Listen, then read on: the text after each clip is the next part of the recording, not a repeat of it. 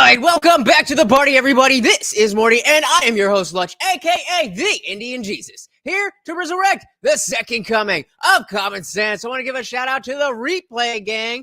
Many of you probably are of the group who usually will watch this live 8 p.m. Eastern, but we are doing an early show, so shout-out to everybody who could make it, and shout-out to our regular viewers. I want to give a big thank you before we start to my6shirt.com. Whatever your persuasion, they've got something for you. And of course, it is the only place to get your very own The Indian Jesus official merch. Only at my6shirt.com. All right. We got Opus in the building. We got the Camcast coming through. And of course, you know, Morty is in the building. That's right. We are usually live every Monday, Wednesday, Friday, 8 p.m. Eastern. But I'm going to a town hall meeting tonight for some, I'm going to do some content on that. So I'm going to keep that low key for now. But I figured this was a perfect opportunity to go over, a conversation that kind of is going to cover stuff that maybe some of the people who are not able to get at the live show and are going to be able to show up today will all be able to talk about. Just like Goblin Sausage. Welcome to the party. Good to see you. Welcome. Yeah, man, got to keep it, I tell you guys too much in the Discord already, so I got to have some surprises for you. So, yes, Patrick Bet-David, our good friend, was on the Flagrant Podcast, and usually more of a comedy podcast, but they're pretty good at tailoring the show to the guest. And so with PBD being, very in the know and not really just about like dick jokes, they were talking about a lot of stuff. And, this is just going to be the part about Trump and DeSantis. So I put the poll up. Who do you think is the best out of the four? We have Trump, we have DeSantis, we have Vivek Ramaswamy, and on the Democrat side, we have RFK Jr. I didn't put the junior, but the older one's dead. So I figured you know who I mean. All right, so let's jump in. As always, if you cannot hear the video, please do let me know. DeSantis. Okay, how do we, or do you think that DeSantis can even beat Trump? That's a good question right there. So I will tell you, I do think as of right now, no. This came out right after the announcement that DeSantis made. So I'm going to say no. But as I want to stress, not only all throughout this, but anytime we talk about the election, leading up to the election, things can change on a dime. Keep that in mind. Okay, so it's almost at halftime. They're down 37 points. How many times have you seen a team come back from halftime being down 37? Never. Not often, right? I was at a game one time, playoff game. Rockets are playing the Clippers. They're up 28 points going into the fourth quarter. It's me and Robert Green, author of 40 Laws of Power. You remember that day when we were together? He's like, you want to go to dinner? I said, why not just wait 2 minutes? And then they bench James Harden. I don't know why they bench James Harden. Boom. Rockets came back and beat the Clippers being down 28 with Harden on the bench. I'm like, what? What the hell just happened right now? And so if you don't already catch on, the comparison that is making is that, yes, DeSantis is down 37 at the half. But as the story he just told with basketball people, I'm assuming, I think James Harden is on the Heat or something. I don't know sports like that. It happens. It happens. And we never expected Trump to be able to win the election in the first place. So that's why I'm saying we definitely need to continually do shows like this where we're talking about what is the current state of things, because it's going to keep changing. Opus says, I think DeSantis is a dead horse as of now, and I don't think he has the charisma to come back. Interesting. So I think he does have the charisma. I think we've seen it from him. We've seen him go back and forth with the media, at least locally, in Florida. So I think he has the charisma. He has to put it out there. If he doesn't put it out there, it's just not gonna be out there. Like, I mean, you gotta play to win, right? You gotta play to win. Opus says he also I think he is running on an anti-woke, and I also think that is a losing strategy. Really? Why do you think that's a losing strategy? I think that is the way to go, because we're finally, at least from my perspective, we're finally meeting that point where it's going a little too far and the normies are starting to notice, hey, why is this in Target? Hey, what's going on? There's something happening with Bud Light. All this kind of stuff. That is the tipping point for what will hopefully end wokeness altogether. I mean, that might be a little bit hyperbolic, but you know what I mean. Couldn't believe it. I've never seen anything like that in my life. So Hart in this case is who? DeSantis. Casey can help him win it. Casey is very unique. Casey. His wife. His wife is. I was like, what? Have you seen his wife I thought you speak? were talking about Casey Neistat. Like, is he going to do daily vlogs? Casey, if you watch Casey in a small setting, oh my God. She's on it. Oh, talent. Talent like you wouldn't believe. So I've never even seen Casey DeSantis. So that's an interesting aspect to all of this that I haven't even seen yet. Opus said, I think people are sick of the woke, and I think the real dinner table issues are more important.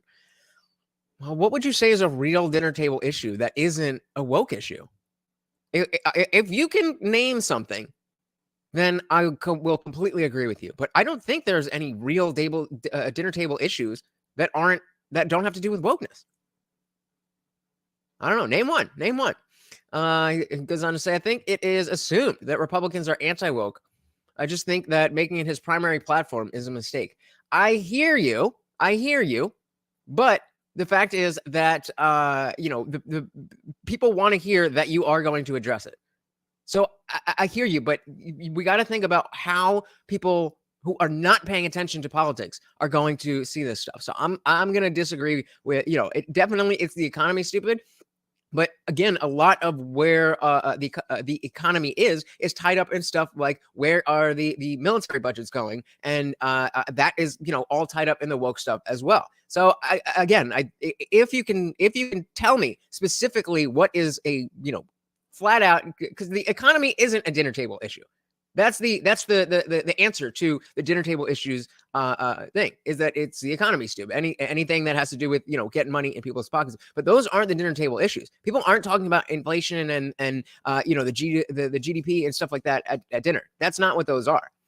Goblin Sausage says, I'm pretty black-pilled on the security of our election system. I'll be happy if any one of them can get through. Well, that is black-pilled. I definitely am with you. I hope that that's any one of them. Yeah. I mean, certainly we can do worse, and all four of them would be better than Biden. So that's at least something. But and I mean, Opus, again, it definitely, I don't think that you can go strictly anti-woke and not talk about the economy. But I don't think anybody would do that.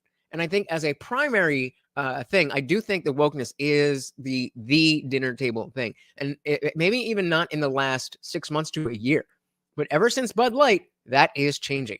And so that's why I'm saying, moving forward, I think a lot of the stuff that, the lockdowns and stuff, that was dinner table issues. And DeSantis was perfect on that. Not perfect, but, he was good on that. So there's a lot that, depending on how you frame it, it's, to me, for DeSantis, it comes down to pulling that charisma that we know is in there. We know it's in there, but you have to play that card. Wins by, attractive, good talker, smart, intelligent, supportive, protective, defends the husband, has the story, can connect with moms. It's a very unique dynamic part that he has. Look, this is the best way to look at who DeSantis is. Who in here is the one that knows the most about technology, shit breaking down, data, statistic? Who is the most analytical, organized person in this floor right now? Who's a person? Probably Mark. I mean, okay, of them. Okay. Mark? I mean, you'd put Mark. Okay. How well is Mark on camera? Good. How great? He's all right. Is he? Guy's a star. He's a Is star. he, though? Okay. This is the last name. What's your last name? Gagnon. Okay. Now, Gagnon is fortunately, good. the Last name Gagnon, like you that. said, what was it called? Show called? It's the podcast called? Yes, Camp Gagnon. Yeah, and you go to, you listen to 2 songs to get home, right? Yes. What was the song you said? The Red Hot Chili Peppers? It was Give It Away and then Black Hole Sun today. 7 minutes to get home, right? 7 or 8 minutes to get home. Okay. Now, fortunately, he has charisma. But in most cases, a guy that can go, like in my case, when I was coming up on Morgan Stanley Dean Witter, I had a guy that was next to me. He knew everything about every product we sold. I could not believe how much this guy knew. He would do laps around the branch, man, around everybody. Couldn't sell. Yeah. Didn't have the charisma. That's my concern with DeSantis. DeSantis can do laps around anybody when it comes down to policy. And this is what we're saying. It has to come down to whether he's going to play the cards that he's holding. He has the ability. He has the ability. Will he take it? Institution, all this stuff. But he's going to need to lean on his wife for the charisma side, because even yesterday when he's doing the live, he just read for 7 minutes. Bro, that's the thing. It's like, and I think he's doing the same thing that like Hillary did, which is... I was going to say exactly the same thing, that it's so much about not wanting to separate yourself from Trump in the bad ways. But the problem with that is that this isn't 2016. And it's not enough to just be like, oh, he's unpresidential and I'm presidential. I'm buttoned up. That's not enough, because we've already seen, despite the fact that Trump can, be a little bit brash and maybe not say things in the most presidential way, that he gets shit done. And people don't care about that as much anymore. Certainly not like they did in 2016. Charlemagne had an interesting thing about like Hillary, when Hillary ran. And he goes, when Hillary ran, she came on the Breakfast Club. And they teased her about saying that she had hot sauce in her bag. Oh my God, I'll never forget that. But when he said he was, now, were you just saying that to pander to black people? She took a moment and her like robot brain was about to spew out some bullshit. And then she just went, did it work? And it was the first real moment you've ever seen with Hillary. And everybody laughed. And it was like, oh, there's an actual human being in here that's not having... Hey, we got Melted Mind Media in the building. Welcome to the party, brother. Good to see you. Another awesome YouTuber here. Let me grab this right here. Definitely go check out Melted Mind Media on YouTube. Another awesome YouTuber. Welcome to the party, brother. Good to see ya. Having everything like field tested that she's about to say. My concern with DeSantis is everybody around him has told him it's a lock. He's going to win. So now he's playing prevent defense. He's like, I don't want to say the wrong thing that's going to fuck it up for me. Prevent defense prevents you from winning. Bingo. And I feel like every single thing he's going to say is going to be buttoned down to the T, and you're going to lose any charisma. If we've learned anything, you need fucking charisma. And if he doesn't have it, he can maybe beat Biden. He has it. You just got to play those cards, brother. Maybe, but he's not beating that fucking Trump. Only one way you can beat him. Only one way. Listen, it's so funny you said this. You know what we talked about in the first 5 minutes of the podcast? How only the paranoid survive. Their camp is not paranoid enough. That's the problem. What are you doing? Like, well, I'm sorry. The guy won in 2016, and he is the greatest smack talker of all time. One of the greatest showmen. Facts. Not been a better marketer than him in political space. Bro, can we just think back to 2016 when we were at the debates, and we had no idea that a presidential debate could be entertaining like that. And I think Jeb was it Jeb Bush who got the first one? Low energy Jeb, or I think it was him, and it was just like mind blown. That it was like, what are we watching? This is awesome. He came out of a city, New York, where in the rooms he has to negotiate with, these are killers. You think he's intimidated by going up against a guy like, who are we talking? He's building skyscrapers in bureaucratic nightmare New York City. I don't think people understand how difficult that fucking thing is. He's buying air. He's buying like, you can't build in the light, and this like that negotiation is not going to be easy. So that's the part with only the paranoid survive when it comes on. But one of the ways that they could be relying on Trump, on DeSantis winning, sometimes when a person comes in and they're a little too confident, they know something we don't know.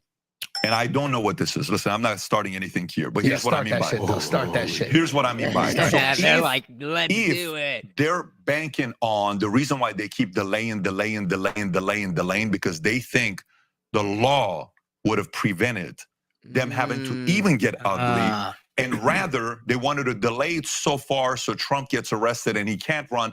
And then they come out and he says, look, I don't care what you say, if it wasn't Trump. for... Yeah, so that's what they're talking about. How old is this? So, okay, this is only a few days ago. So, he's saying that if it's likely that DeSantis was, before when all the Trump arrest stuff was going on, that he was banking on Trump getting arrested. And I don't know why you would. And then being like, oh, I'm going to come to his defense. And that way you get the MAGA crowd. And you also get to say like, oh, well, he's off in a dungeon. He can't be the president, but I will be the one. And it's so sad. It's so sad. I totally am with you. Like, oh man, I'd vote for him too. But now you got to vote for me. For the president, I would have never been a governor. I wouldn't know he's up to win the MAGA vote. And I think there's a little bit of that where maybe they were relying on the law to make this thing easier. Now you have to fight the guy. So DeSantis thought that he was going to get locked up. And then if he did get locked up, he doesn't have to he would defend him. He would defend and then take all the MAGA it would have voters. been the easiest way. That's the smartest thing in the world. It would have been the easiest way. But now he got a risky knuckle game, up. though. Now he got to knuckle up. And that's and obviously we don't know if that's an actual plan. But the idea that was the game plan, that was a bad game plan, because Trump is just that guy who is always going to find a way to get out of it. That's just who he is. I have a friend like that who should have been arrested, dead, lost, whatever, a million times. And somehow he always comes out, okay, hey, we got Splits in the building. What is good? What is good? And just join to be a member. Welcome to the disciple level. And of course, that gets a treat for Morty, just like every single super chat. Eat it up, buddy. Thank you, Splits. Welcome to the club. Awesome, brother. You talk about bureaucracy. There's nothing more bureaucratic than locking up a billionaire. Yeah. I mean, that's going to take a long time. I think the DNC maybe are like holding the real serious shit about Trump. Wait to them to like fight it out in the mud, and then. So that's interesting. That's an interesting thing that Alex over on the end just brought up. That if, we were just saying, it's as if the DeSantis camp is playing like they know something that we don't. And so I'm sitting here saying, oh, Trump always wriggles out this, that, the other. Maybe there's something else on the horizon where, he's just got to, do his read out announcement, and then Trump is going to get arrested. And that's when he's going to do what they're talking about. I don't know. Not likely, but anything can happen in politics. Hey, we got David Banner in the building. Welcome to the party, brother. That Schulz has the haircut of a National Socialist. All right, fair enough. I mean, I feel like I had almost the same haircut a few years ago, but now this is much prettier, don't you think? Welcome to the party, brother. And let's make it so Trump can't run. So these guys are, well, the Democrats want Trump to be the face. The Democrats want Trump to win. The Democrats want Trump to win because they know they can beat him again. Because the Democrats. I think that's true. I do think that they think that Trump would lose to anybody. I think they believe that Biden would beat him again. And there's no way. There's no way that would happen. Like they changed all the rules and this and that and the other. And he won fair and square. But now that everybody knows that people can just go and ballot harvest and all that, there's no way. So they really do think that Trump can't win, which is probably good for us, right? Okay, cool. Let's play that out. If that's the case, Alvin Bragg, I'm sorry, why do you do that? Oh, because it helps him. I don't know if it helps him, the pictures of him being in court. Yeah, well, with the Mar-a-Lago FBI, what? Because that helped? No, it doesn't help. What? Like? Oh my goodness! Splits coming in clutch with the $20 super chat. There you go, Morty. Splits is feeding you. Oh, man. And, of course, that makes you the sponsor of the stream. Thank you, Splits. I really do appreciate it. You guys know how much I put into this. And when you guys, show it back and oh, man, you guys are awesome. Thank you so much. Let me get this banner for you, buddy. If you really think he's the guy, help him beat DeSantis. Yeah, so they're not playing that. Dark political games of, DeSantis is really the guy that, he's going to win, and then they're going to go after DeSantis. Or the establishment wants DeSantis because DeSantis is more establishment than Trump is. And it's easier to negotiate with an establishment than it is to negotiate with an anti-establishment. Oh, and he's so humble, too. Thank you, brother. Because one wants to drain the swamp. The other one is coming from the swamp. That's what some people are saying, right? That DeSantis is kind of part of the swamp. So that's another thing, too. DeSantis being kind of part of the swamp. He's definitely shown that he's willing to step outside of, the normal realm of just trying to go along to get along. We've seen that with the lockdown stuff. He has shown that. He has come out against Disney. He has come out against, all the books in schools. Need I go down the list? Genderqueer, Just the Tip, the D's Big Nuts, the Gay BCs, The Bluest Eye. All of these books that were found in children's schools and in children's libraries, sometimes even in the curriculum. So he's come out and said that he can be that guy. But again, you gotta play those cards. This is the time. You can't just feel like, oh, well, people know. People know. People don't know, brother. People have no idea what's going on in Florida if they're not like us who pay attention. And I guarantee you, most people have no idea. Like, they know that Florida was open, but other than that, you have to tell them. You have to let them know. Sing your song, brother. Sing it. Who knows what's going on? All I can Exactly. tell you is a lot of this stuff here behind closed doors. There's a lot of talks and negotiations going on that we probably are not a part of, and we're probably not a part of. We're not a part of. But this is the best. This is the one question nobody can answer me. Here's a question for me that nobody can answer. Okay, I had this girl, Whitney Webb, on. Very smart girl. Okay, wrote this books about Epstein. She lives in Colombia. She's got 2 kids. Doesn't want to live here. She feels safer over there. In the podcast, she gets emotional. I don't know if you saw that. She's just powerful. Who she is, how smart she is. But she can't stand Trump. Okay, she can't stand the establishment, but she cannot stand Trump. So I asked her a question. I said, I got a question for you. He says, what's that? I said, tell me the biggest institutions, departments that have made our lives hell since 1963, November of 1963. FBI, CIA, EPA. No. By November of 1963, November 22nd, we know what happened. I'm saying November 1st of 1963. November 22nd, JFK gets assassinated. And she says, I said, give me the names, I want to write them down, that made our lives a living hell. Okay, CIA, great. Who else? DOJ, great. Who else? Well, I would put FBI, but FBI is part of DOJ. Okay, great. What else? NIH, great. What else? CDC, what else? Okay, all of this stuff that we're going through, all these Federal Reserve, all this stuff that we're writing down. Okay, great. I said, now give me the families in the last 60-some years since November 1st of 1960 that have made America worse, or have made our lives worse. They've had to control the establishment. I'm not sure where he's going with this. Real quick, David Banner says, Trump ran on Make America Great Again. DeSantis' shtick is Make America Florida. Trump was a tycoon from the most valuable city in the world. DeSantis is a nonconformist from a swamp. Just the optics, in my opinion. Well, that's hard to disagree with. That is well said. Trump ran on Make America Great Again, and Trump is Make America Florida. Now, hey, Make America Florida ain't that bad. I mean, I wouldn't use it as a slogan, but I'm saying if all of America was like Florida, it would definitely be better than it is. But it certainly is no MAGA. And I mean, well said, brother. Completely agree. Given all these names, the Clintons, the this, the that. We're going through all of them, right? Okay, exactly.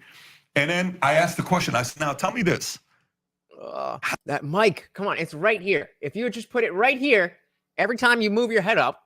How many of these organizations love Trump? She says the following. She says, I see where you're going with this. I don't. I said, there's only, the closest example to Trump is only one other name. What's that? Bernie. No, it's John F. Kennedy. Come on. Let me tell you why. If you look at what these guys wanted to do with the Federal Reserve, with the CIA, with finishing the Vietnam War, we're doing all this stuff. We can't do. Are you kidding me? The guy was draining the swamp at the highest level, and Lyndon Johnson was the swamp. That's what I would not see. Maybe I'm just not old enough to have been to think that way. But that's a great comparison. When you talk about draining the swamp, what other president has even come close to trying to do that? Mind blown. This is why we do this, guys. This is why we do this. He is part of the oil guy. He is a Texas guy. He was supportive of the war. He was supportive of military-industrial complex. And John F. Kennedy's more from the Eisenhower side saying, listen, we don't need to go to war to make all this money with the military. Why do we keep going to war? There's only the closest case study you got to Trump is John F. Kennedy. I'll give you another statistic here. Watch this. All right, here we go. Number 2. When John F. Kennedy ran, his dad, Joseph Kennedy, gangster. If you not study this guy, one of the most powerful men in America last 100 years. He's kind of like the Moses, what's his name? Moses. Who's the guy in New York, the power broker? O'Brien. Peter Moses, something like that. So Robert Moses. Robert Moses, Oh, yes, yeah. he built New York pretty much, right? Yeah. All the stuff that he's hated and loved and admired, all this. So, okay, Joseph Kennedy, at the time he's worth $400 million in 1962. He says, I'm willing to spend every single penny of my life savings to make sure my son becomes a president. Which Ooh. son? John F. Kennedy, not the oldest one. The oldest one was He first. died, but he Ah. died. And they died, but the That's- plan the whole time Was the oldest. was the oldest. You're right. Oldest- That's interesting. So split second. I feel like they tried to assassinate Trump and if they tried to assassinate Trump and succeeded, it wouldn't go as well as it did with Kennedy. So instead, accuse him and make everyone hate him. Hit the nail on the head, brother. That is exactly it. Because you can only pull that trick once. You can only pull that trick once. Because ever since JFK died, everybody had. I mean, that was really probably the start of normal people starting to question things like the CIA, the FBI, and stuff like that. And so, absolutely, if they tried to do that, everybody would know. I mean, look at January 6th. Everybody already knows that was all the feds and Ray Epps and all that stuff. So definitely right on that. And so, not that Trump made it difficult for them to frame him in a bad way, but that's exactly what they're doing. Exactly. This one dies Yes. in the war. Then they have to make a fake war story for JFK Yeah. so that he can actually run. This guy is the architect. Joseph? Bro, I mean, Bro, they listen, hold on. whoever's All right, let's get some of these because I kind of missed what they're talking about. So we're going to walk that back a little bit. David says, I guess to sort of voice an opinion. Yes, please do. DeSantis does not and never and will never have the juice Trump did. And if DeSantis is the candidate to head the GOP the next election, I don't see a Republican in office next election. Talk about blackpilled. All right, fair enough. Fair enough. I think that as time goes on, when we started talking about 2024, I was like, DeSantis. F Trump, he did all right. He did a lot better than I ever thought he would when I was an ever Trumper. But TDS is a real thing, and we can't deal with another 4 years of people's brains exploding just because they hear the president's name. That's just not a way to live.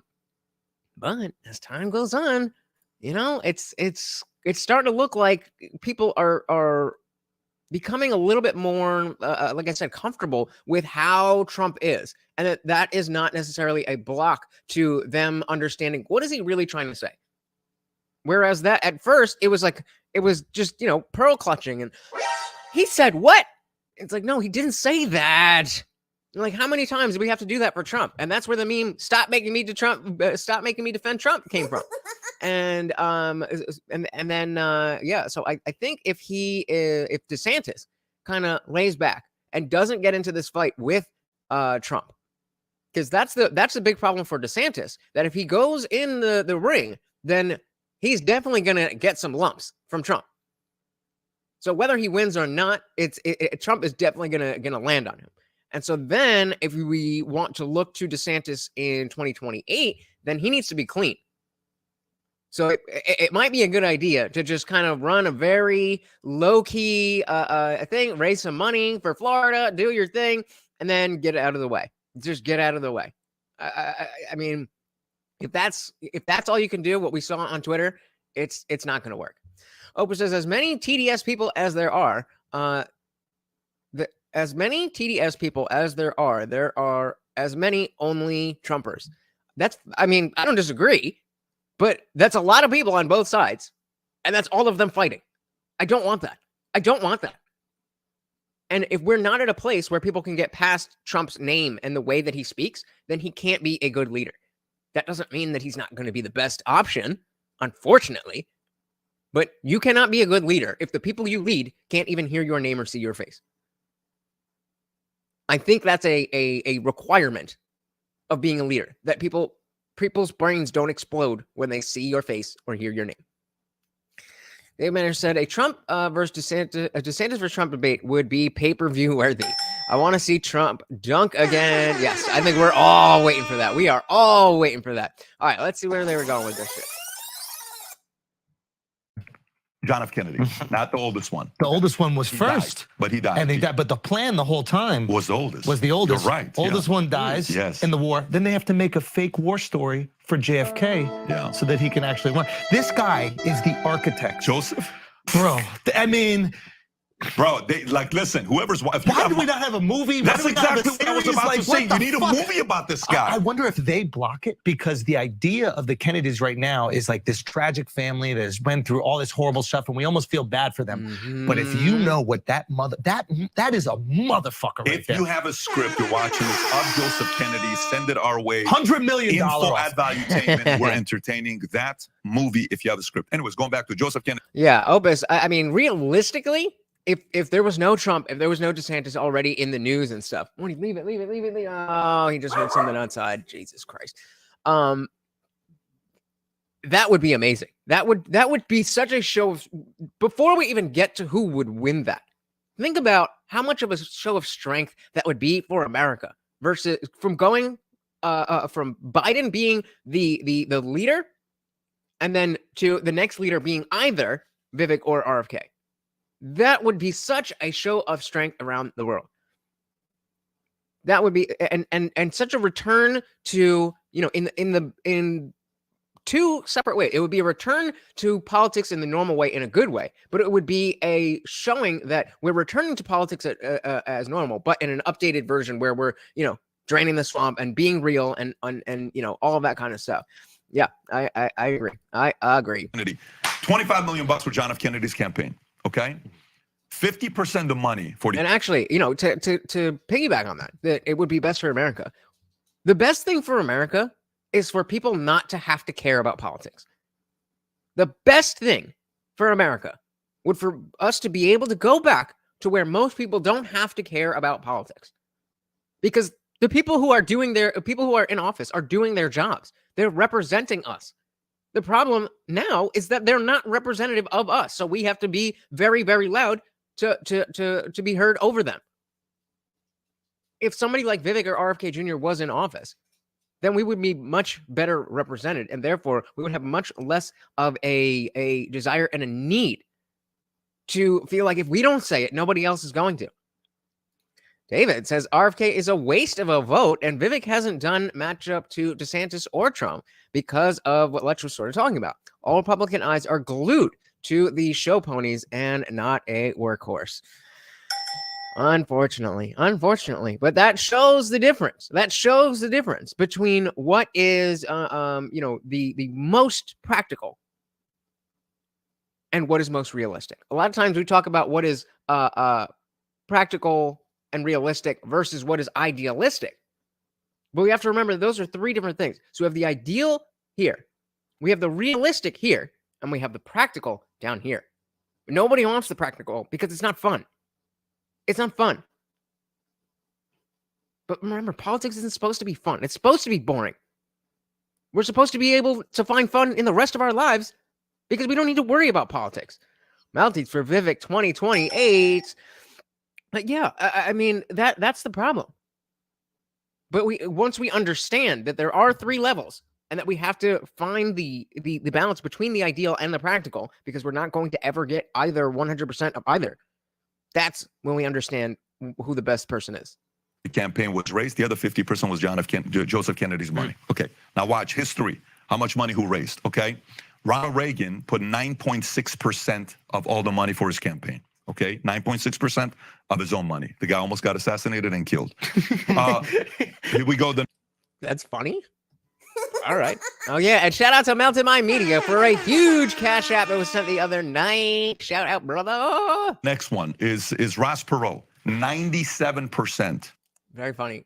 I used to hate Ross Perot. Had no idea who Ross Perot was, but my middle name is Ross. And my brother used to make fun of me by calling me Ross Perot just because it was a play on my name. And I don't know why I got mad, but a little story time for you. Of his campaign money was his own money. He went up to 21%. He didn't win, but guess what? He caused George Bush Sr. becoming the president. Yeah. Clinton won. If it's not for Perot, Bush is the president. Yep. Yeah. The director of CIA, he's going to be the president. That's insane for an independent to get 20+% of the vote. Plus percent. Fucking, and as a kid, I didn't know how rare that was. And I was like, oh, this guy got washed. And no, that's crazy. Trump, 72%. Yep. 72%. Hillary Clinton. 0. Biden. 0. They don't have to. By the way, Bernie Sanders is also anti-establishment. But you know what he did? He sold out. Yep. At the end. He did. It should have been Trump against Bernie Sanders. It should. I was a Bernie bro, and I was so hoping. Now I realize that Bernie would have got smashed by Trump. But, we didn't know that at the time. And I think there would have been a lot more ground support for Bernie if he had gone all the way, if he hadn't sold out. But, oh, man, to think that was what I had in my mind, that we were going to see Bernie versus Trump, and that Bernie was going to take out this clown that nobody took seriously, that he thought he could come in and take over our political establishment and all of that stuff that wasn't even really accurate. But, that's exactly right, Opus. But that's exactly why we're doing this all along leading up to the next election. Because right now it seems like it's going to be obviously Trump and DeSantis on the GOP side.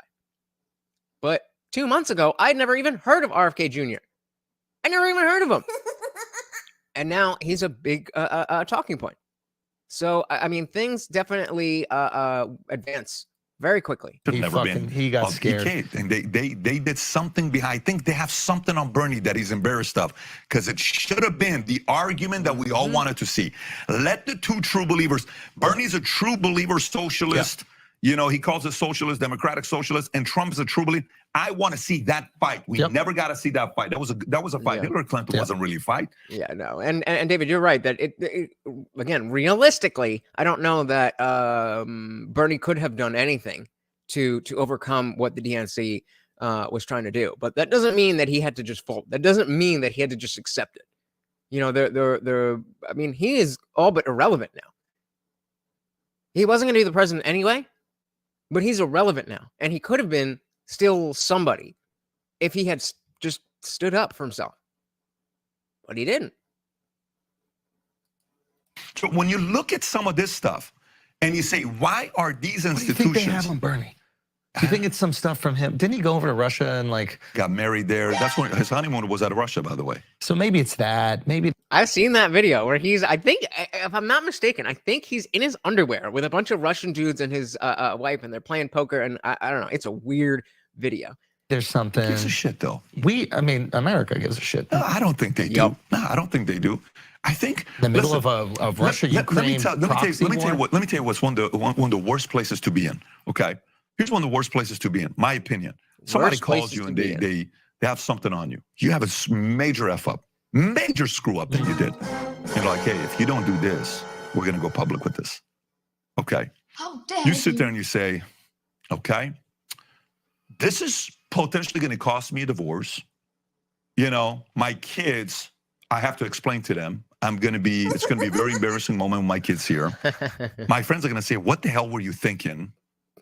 That sucks. And you're 62 years old. You're 71 years old. I don't need to freaking talk. My legacy will be protected forever. Or if you're wise, you're going to say, they're going to bring it out anyways. My kids are going to know about it anyways. You know what I'm doing? What? I'm doing the, 8 Mile story. Yep. I'm going to my kids and my wife and my family and say, listen, guys. That's how you do it. Here. Your father screwed up 19 years ago. Like, hey, some ish is about to come out. But you knew that when I was running for president, something either real or fake was going to come out. And hey, this is what it is. This is what it is. This is what it is to be to be put down in the history books. This is going to be a small detail, but we will be legendary. We will be in ink in the history books. He's making a good point. Yeah, Dark Bernie. Opus said Bernie could never win a debate because he had a lot of pie-in-the-sky ideas. But when you dig in and ask how, he can't answer. Bingo! Yeah.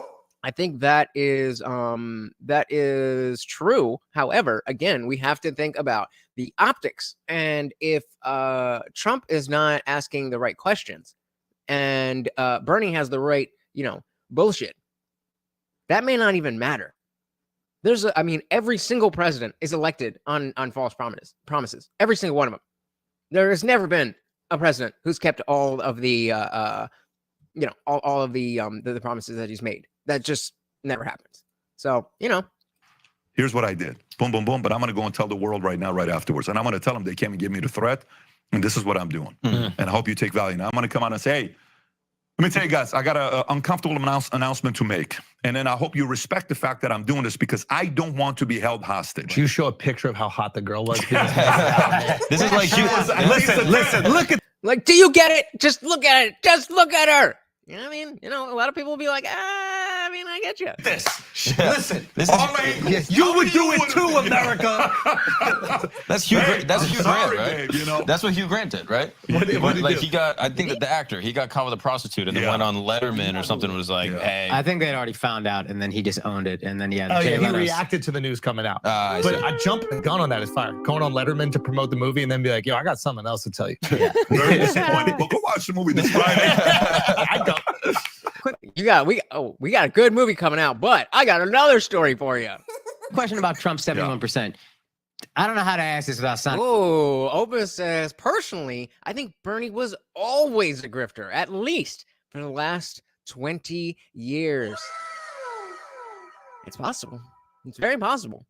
Because the ideas that he had were never really going to be a challenge on a large scale. And even running for president, they weren't really challenged that hard.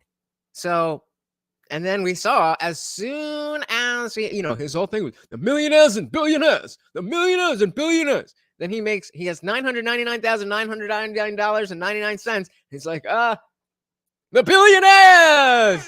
Like, come on, bro, come on. It's very possible. I'm with you. Well, grifter how? By just, saying that whatever is going to be just outside of the left-wing Overton window that is not crazy left-wing, but kind of just out there and saying like, oh, we can have universal basic income and we can do this and we can do that. And so we can have democratic socialism when that's never really going to happen. But he can promise that because he's never going to get big enough to have them challenged on the grand stage. And then what Opus is saying is if he were to get to that level, that again, he would just be there for the exposure, not even expecting to win the presidency. That's crazy. That's crazy. And I mean, hey, it's politics. It's politics. You never know what people are really down for. You never know. Super anti-Trump, but don't we know to not necessarily trust his accounting and his numbers? Isn't he kind of like, doesn't he have a history of fudging numbers? And So can I tell you something here? Sure, but okay. I want to let PBD take this. So I brought at our Vault conference last year. This year we're gonna have Brady, Tyson, and Will Guidara from 11 Madison at the event this year in Miami. The chef? The chef, yeah, he'll be there. So Tell him to put some meat on the menu. send that to me. I was a little bit surprised by I that. know. But it's not him. That's another person that's choosing the menu. Apparently, I don't know who's choosing the menu. he stepped away. I don't know. I think somebody told me that. But I want to answer this question for you. So you're asking about, accounting, right? Okay. 5 years ago, Yes. I'm at the Four Seasons Spa in Dallas, and I'm doing a business planning Humble brag. strategy session. But I go to the sauna downstairs, and this guy's like, "Hey man, I saw your interview with this guy." I'm like, "Okay, so what do you do?" "I'm an investment banker. Which firm? Such and such." "Oh, cool. How much money?" "Oh, we do this." Big guy in his 60s, late 50s, early 60s. I said, "What's the best speaker you ever heard?" He says, "You don't do it?" I said, "I've heard Tony Robbins. I heard Zig Ziglar. I heard this guy." No one was a more life-changing speaker I heard speak than Andy Fastow. I said, "Which Andy Fastow?" No. He said, "The Andy Fastow." I said, "Enron CFO, jail, Andy." "Yes." What? "How is Andy Enron. Fastow the greatest speaker you've ever heard?" He said, So those of you who are a little bit younger, Enron was a company that was tied up with some BS with George W. Bush, and they went bankrupt. Opus says the fact that Trump has been one of the wealthiest people in America for his whole life, and they're digging this hard and can't find anything concrete on him, kind of makes me want him again. It's a good point. I mean, this makes me think about, when he was running against Hillary, there was all of these stories about like, oh, I would work for Trump and I did all of this work for him. And then he reneged on the deal and I lost tons of thousands of dollars. And where are those stories now? That's fraud. If that was true, I took these stories at face value, but you're right. Where are all these people now? They're actively looking. They're actively looking. You did pieces with Now This and Vice Media and all that kind of stuff. Where are you now? Good point.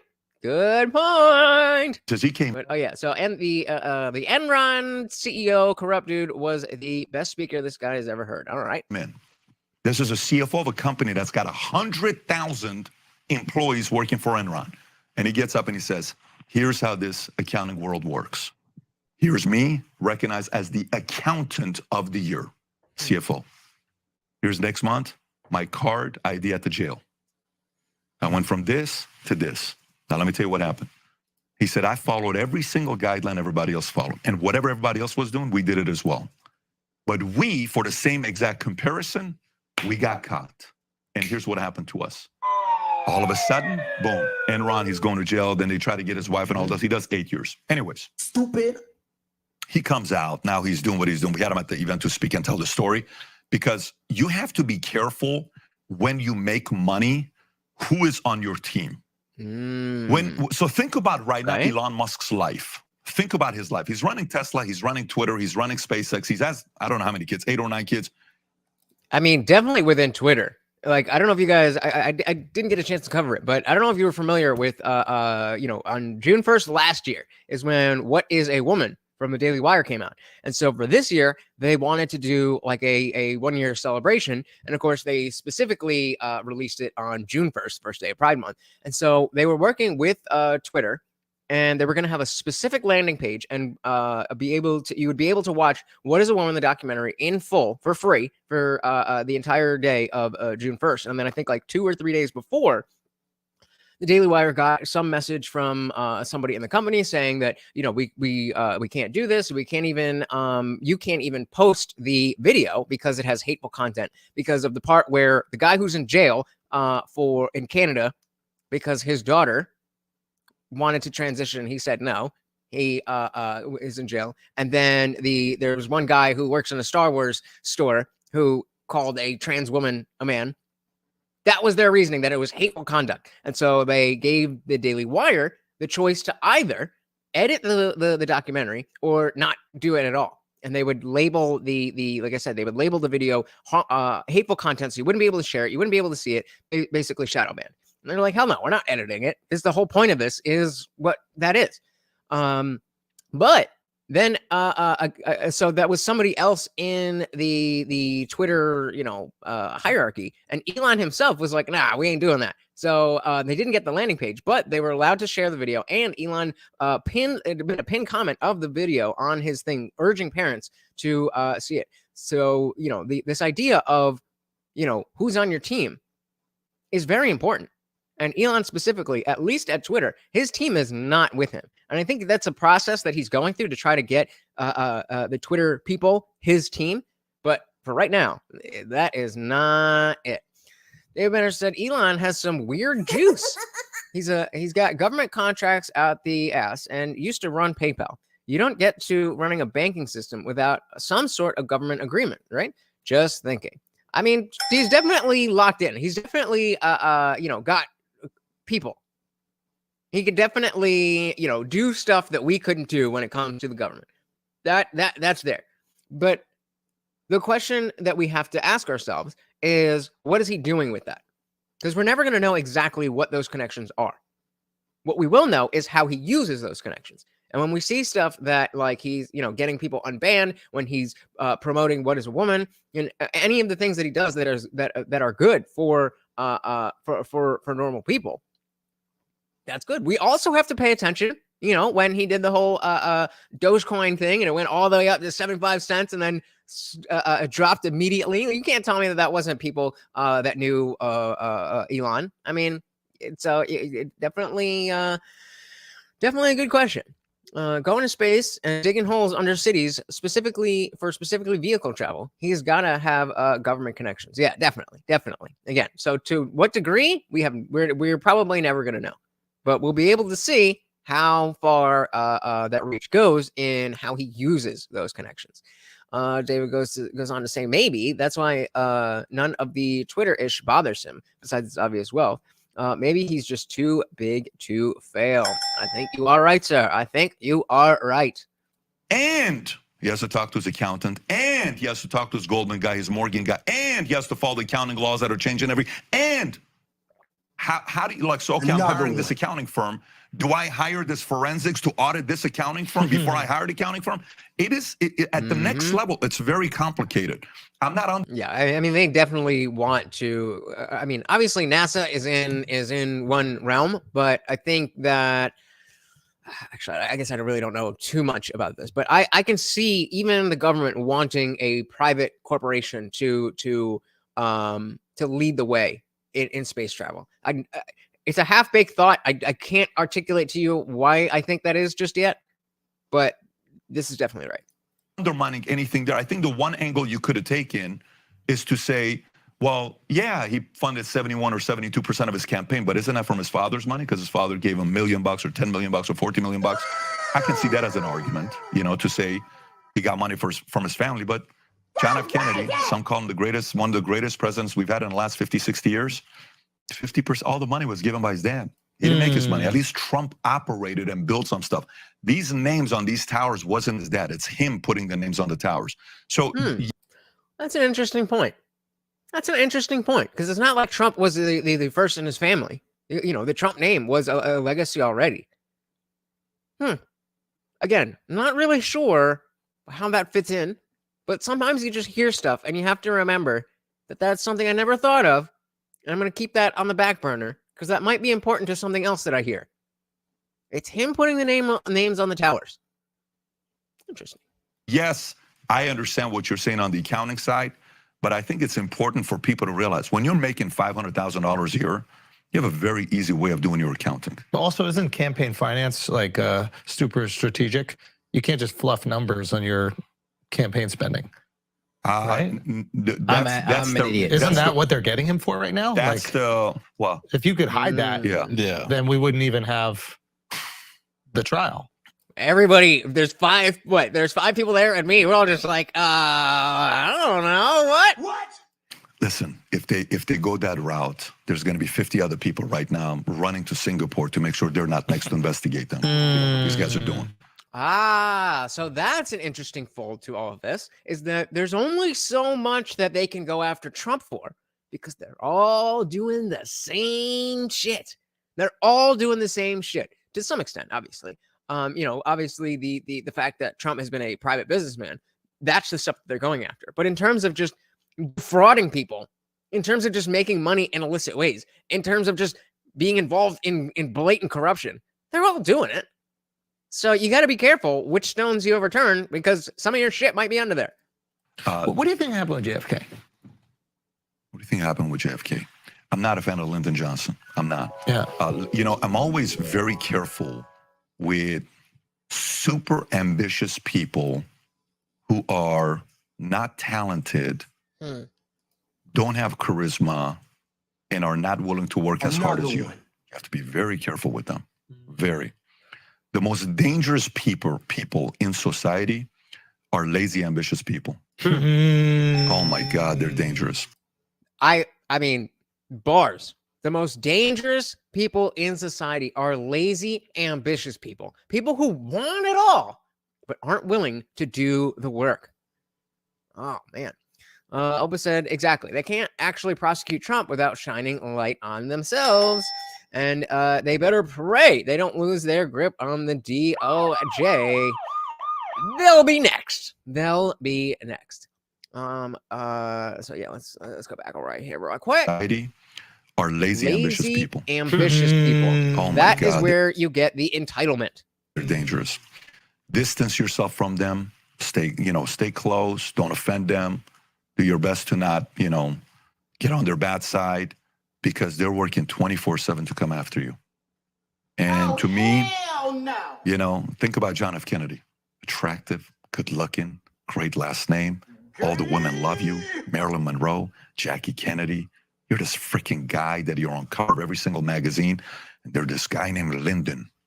Kid, you wanted to be a president. And John F. Kennedy didn't want to be a president. John F. Kennedy, his father wanted the oldest son to be president. John F. Kennedy had back problems. He had issues. He had things that he was dealing with. He was just a guy that wanted to live a regular life. Do back problems disqualify you from being the president? Just always keep your eyes out on lazy, ambitious, non-charismatic people. Do you think, They're very you think dangerous. LBJ set him up? If I'm a betting man, of course I can't say 100%, but if I'm a betting man, I'm going to say 60% Maybe. yes. It's him. Damn. What chance do you think it was that he was taken out by Russia? By Russia? Zero. Zero. From which standpoint? From the angle of the fact that he had gone and stayed in Russia and his girlfriend and the wife and all that stuff. Back in the days, they were using this one drug to get you not be thinking what you're doing, and then you snap out of it again. I don't know if you MK Ultra MK experiments? Ultra experience. So, by the way, this is Now another. you're speaking on By language. the way, this is the thing. There's a reason why this guy is I call him one of the sharpest cats in the market, but he's very good at Schulz is brilliant, man. What's he doing to you right now? What do you think's going on? What do you think? Listen. What game is he running? He knows when we finish the podcast how big of a fan I am of his. I think he's a modern day Johnny Carson. I think Respect. he's super capable. I think this is a guy that is a very. Here's what I'd like with him. This is. So while he's gassing up Andrew Schulz, I am a big fan of Andrew Schulz as well. And I used to watch a lot more of his content, but there's just a lot, his podcast is long. It's like sometimes 2.5 hours and a little bit longer. And most of the time that I'm watching content, it's for you guys to see if it's something that I can use for you. So if you guys are interested in, obviously this conversation is very relevant to what we talk about on the channel all the time. But if you, check out the rest of the Flagrant podcast, and if that's something that you guys would want me to cover a little bit more, obviously it has to be in the realm of what we talk about. But let me know if you would enjoy that. Hell yes. Schulz all day. Schulz saves America. There's no T. SCHULZ. Get out of here. Get out of here. This is what I would like with him. It's what he wants. But I would like to see him talk to the average day-to-day people. And that happens at 11 o'clock at night. Jimmy Kimmel, Jimmy Fallon, a show.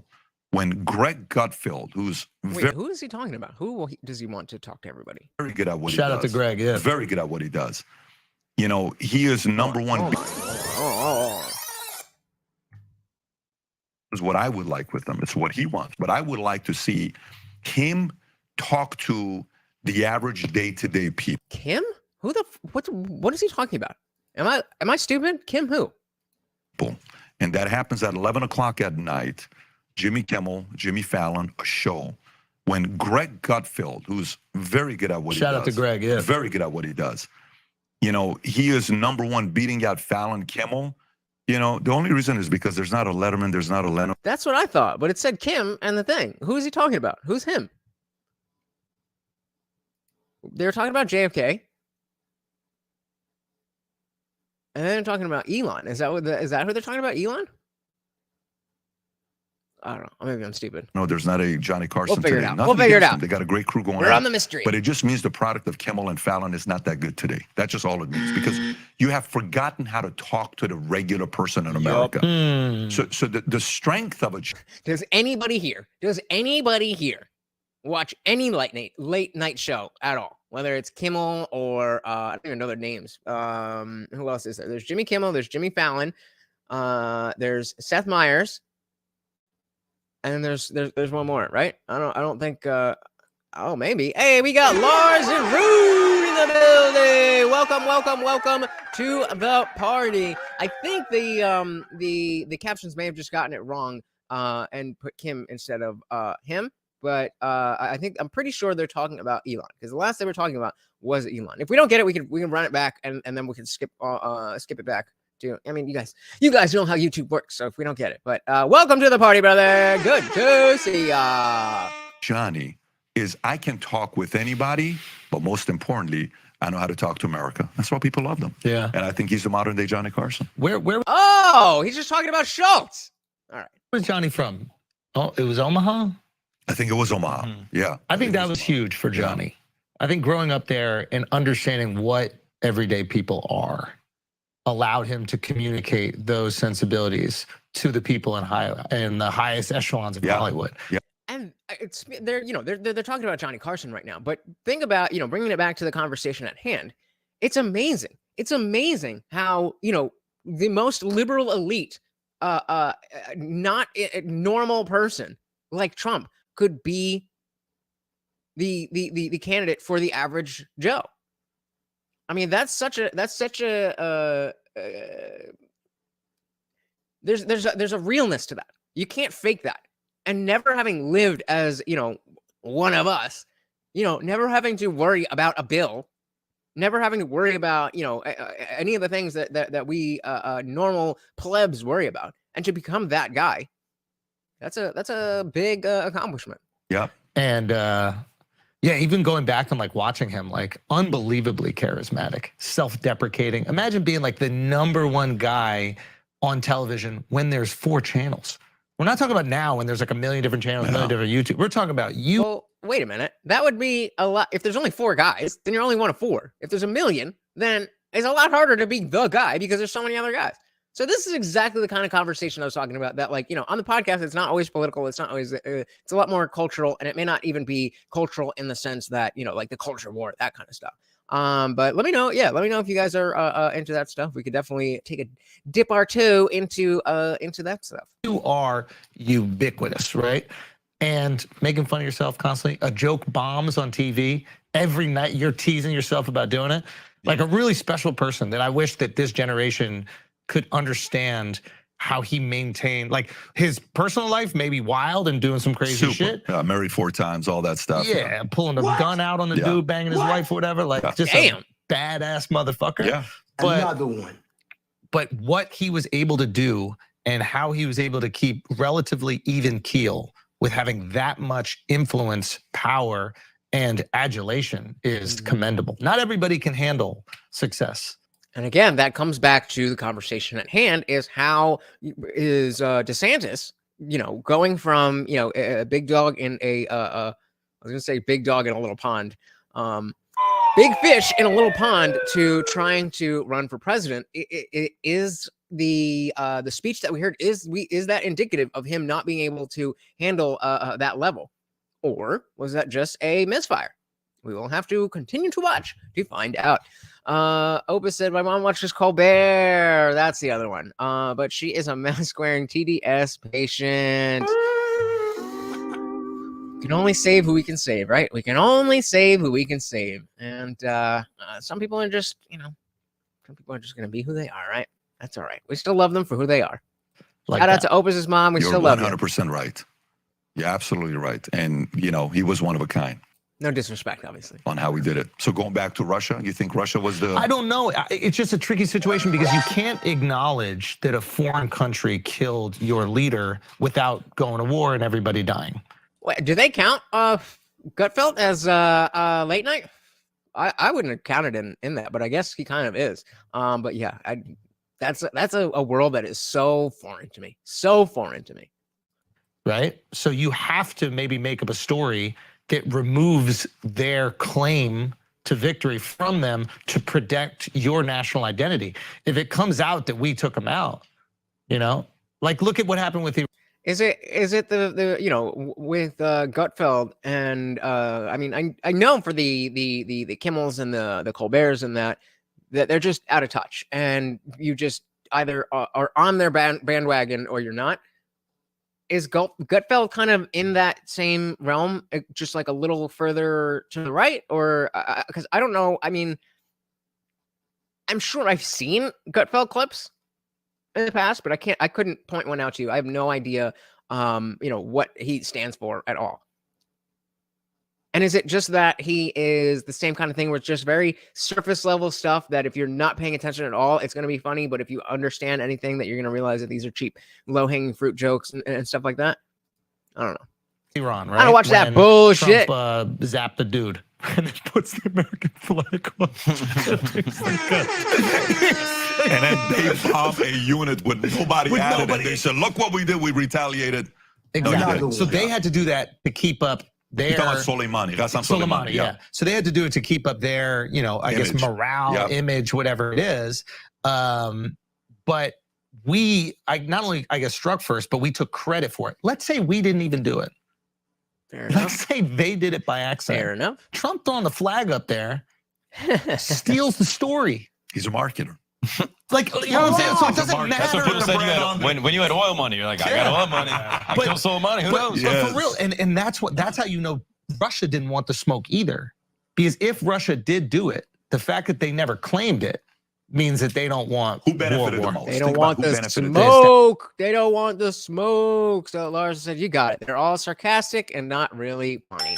Thank you. It's an echo chamber, and they throw Geraldo in for the token left. Geraldo's still around. I think somebody brought up Geraldo recently. It was one of the ladies. It was either MJ or Harley. One of them brought up Geraldo recently, and I think I had the same reaction. I forget that guy exists. I honestly did not even know that guy was still alive. Man, talk about out of touch. Establishment. I'm with you on that argument. I think that you look at like a lot of times throughout history, especially like when you start to delve into conspiracy land. Conspiracy doesn't mean something's not true, but the way that like certain presidents have been attacked, especially the ones that oppose certain institutions you've spoken about. Like Andrew Jackson is the #1 dude, right? Ultimate guy. Yeah, you're So right. Jackson takes down the Fed, right? Yeah. And the way that we remember Jackson is he's the most racist president ever. He hated Native Americans. It's like, they all did. The Facts. idea that we're putting him on a pedestal for being racist But and the way hating you Native sell the Americans. story to kids, it sticks. Yeah. The way that you're like, oh, he reminds me of this guy. And this whole concept with nationalism, you know, how the word is a bad word, being a nationalist. What's the antonym of national? And that's a very interesting point about how, you know, history gets told and history gets recorded. We're going to look back on, people who have done, people who are probably hated today in, 20, 50, 100 years, depending on what they accomplished and what they didn't accomplish. There's people who will be generally good people who are tanked in history, and generally bad people who will be lifted up, because we don't really care about, the people. We care about what they did and what they've done. What is the antonym of nationalism? Globalism. Globalism. Okay, so listen. Ooh. I was gonna try and guess, but all right. Nationalism and globalism. Fair enough. Lars and Room. Where is that? Bring it on up. Jackson is the only president who killed a man in a duel. I remember hearing that too. Yeah, good trivia. I'm proud of being I love my country. I'm not gonna be a globalist. Yeah. I've traveled the globe. I don't love all Yeah, of it. no, I'm good. I'm a nationalist. I am. You look like you had a blast in Morocco. Where were we? Morocco, right? Morocco's Yeah. amazing. You guys had a fucking blast. I got the sweater so from. much. So what's the next spot? Where are you going to next? Can we say? Yeah, we'll talk about. We're gonna go to. Well, we'll go. Wait, we're gonna go to Turkey. Have some Sick. fun in Good. Turkey. Istanbul or like Pop into all over? Istanbul, Bodrum. Fair enough. Oma says we need a period of nationalism terribly, not just in the US, but around the world. There's nothing wrong with loving your country and wanting what is best for it first and foremost. I completely agree. Not just in America, but all around the world. We have to, and this goes to any scale, Yeah. Get out of everyone else's business. But this happens at any scale, in your local neighborhood. Everybody needs to worry about their own home before they worry about what's going on in the neighborhood. In your county, make sure your county is good before you're worrying about what's going on in the state. Make sure your state is good, and so on and so on and so on and so on. The idea that, PBD is making, that nationalism has become a bad word. How the fuck did that happen? How did that happen? And you never hear them use nationalism in opposition to globalism. But as PBD just pointed out, that is the dichotomy. That's the dichotomy. So if you don't want if you don't want me to be a nationalist, then you're saying, one world government, new world order, World Economic Forum, you own nothing and you'll be happy. What? Hell no. Oh, hell no. No, thank you. Have a nice little summer nice. vacay. They have good bookstores there. I think you guys gonna enjoy the Good point, libraries Elvis. and Yeah, that's what we're there for. Yeah, it's great. 100%. I'm sure. I believe it. But I do like the way that Turkey is. I don't know. I just love their role in history, especially like ancient history. You see all these. That's kind of the new conspiracy I'm getting into. The Young Turks. The history before history. The history before history. Yeah. Which part of Turkey? Oh God, what's the name of it? There's Go Blecky Tippy. there's one site, but there's like this specific area where they have all these. They've discovered all these like cities that are underground, and they've been like carved into the bedrock, and where people would live. And you're talking about some of these cities are so meticulously designed that they went down to the water level and stopped right before the water level. So you have access to water while you're underground and protected from whatever was, going on upstairs. And who knows what it was? Maybe it was meteor showers, maybe it was crazy animals, who knows? But human beings went underground for a stage in our existence, and we don't know why. Go for it. You guys got to get to the bottom of it. We got to figure this thing out. I got to send you, Have you guys heard of that? I think we need to make that a poll. Have you heard of people going underground? Have you heard of people underground? That's not how you spell underground, but you guys get it. Hey, we got Joseph Rocha in the building. Welcome to the party. Said, sweet show. Thank you. Welcome to the party. Glad to see you. Yeah, let's run this back just a little bit. I'm curious about animal, going on upstairs. And who knows what it was? Maybe it was meteor showers, maybe it was crazy animals, who knows? But human beings went underground for a stage in our existence. Did they though? And we don't know why. Go for it. You guys got to get to the bottom of it. We got to figure this thing out. I got to get you down to like a nice little rabbit hole. But this is the cool thing about, I think lately, as we discover more about history, the timelines start to change. You've seen it with. I'm going to be asking for details. Because I haven't heard of this. So. Like the pyramids and all the Egyptian stuff, You should get a guy named Graham Hancock on your pod. Is he the guy, the YouTuber with like 6 Is that the mushroom guy? I think that's the mushroom guy, right? million subs or something like that? There's a few other guys. I mean, we had... You know who I'm talking about? The guy that does these history videos that... No, that's... I think he's talking about Dan Carlin of Hardcore History. Opus said, the only large-scale underground society I can think of is China. All right. Fair enough. North Korea would fit that one too, right?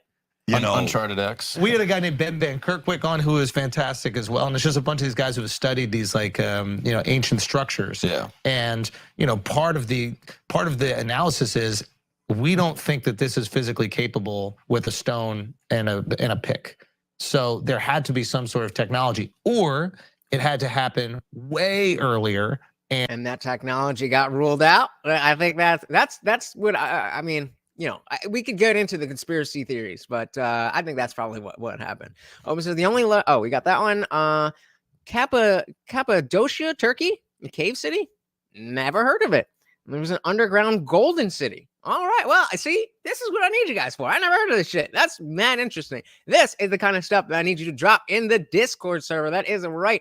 We have the Indian Jesus Discord server where the party never ends. That's right, we're partying 24/7 in there. And after every live stream, not today because I have a thing to go to, but usually when we are live Monday, Wednesday, Friday, 8 p.m. Eastern, after the show, we go in there for the after panel where you're not stuck behind your keyboard, but you're on a screen with me, whether you want to be cammed up or not. It is a good time, so come and join us. Opus says the Wine Files is a great YouTube channel for tinfoil hat stuff. So I'm gonna have to get into that. The lizard people. All right. So we're gonna check that out. So let's see where we're at. We're at 50-50 on the underground people, but a bunch of you have given us actual historical things. So let's do a different poll on which do you think is more likely? When we're talking about the pyramids, was it aliens, or was it ancient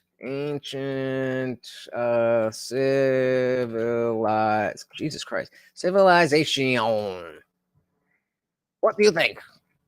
If you think it's something else, then just don't vote and put it in the chat. All right, let's see what it is. Someone who is fantastic as well, and it's just a bunch of these guys who have studied these like ancient structures. Yeah. And part of the analysis is we don't think that this is physically capable with a stone and a pick. So there had to be some sort of technology, or it had to happen way earlier, and the remnants of those civilizations is completely wiped out, which is kind of exciting. Hold it. Right? Don't you want to know that this has happened all before? Yep. How different are we really? Yeah.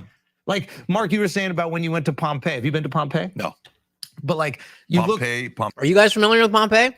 I remember this from like 4th grade. You guys remember that? Oh man, that's crazy. So far we got 2 votes. We got 2 votes for ancient civilization on the pyramids. Which do you think is more likely? Or if you know somehow that it's something else, put it in the chat.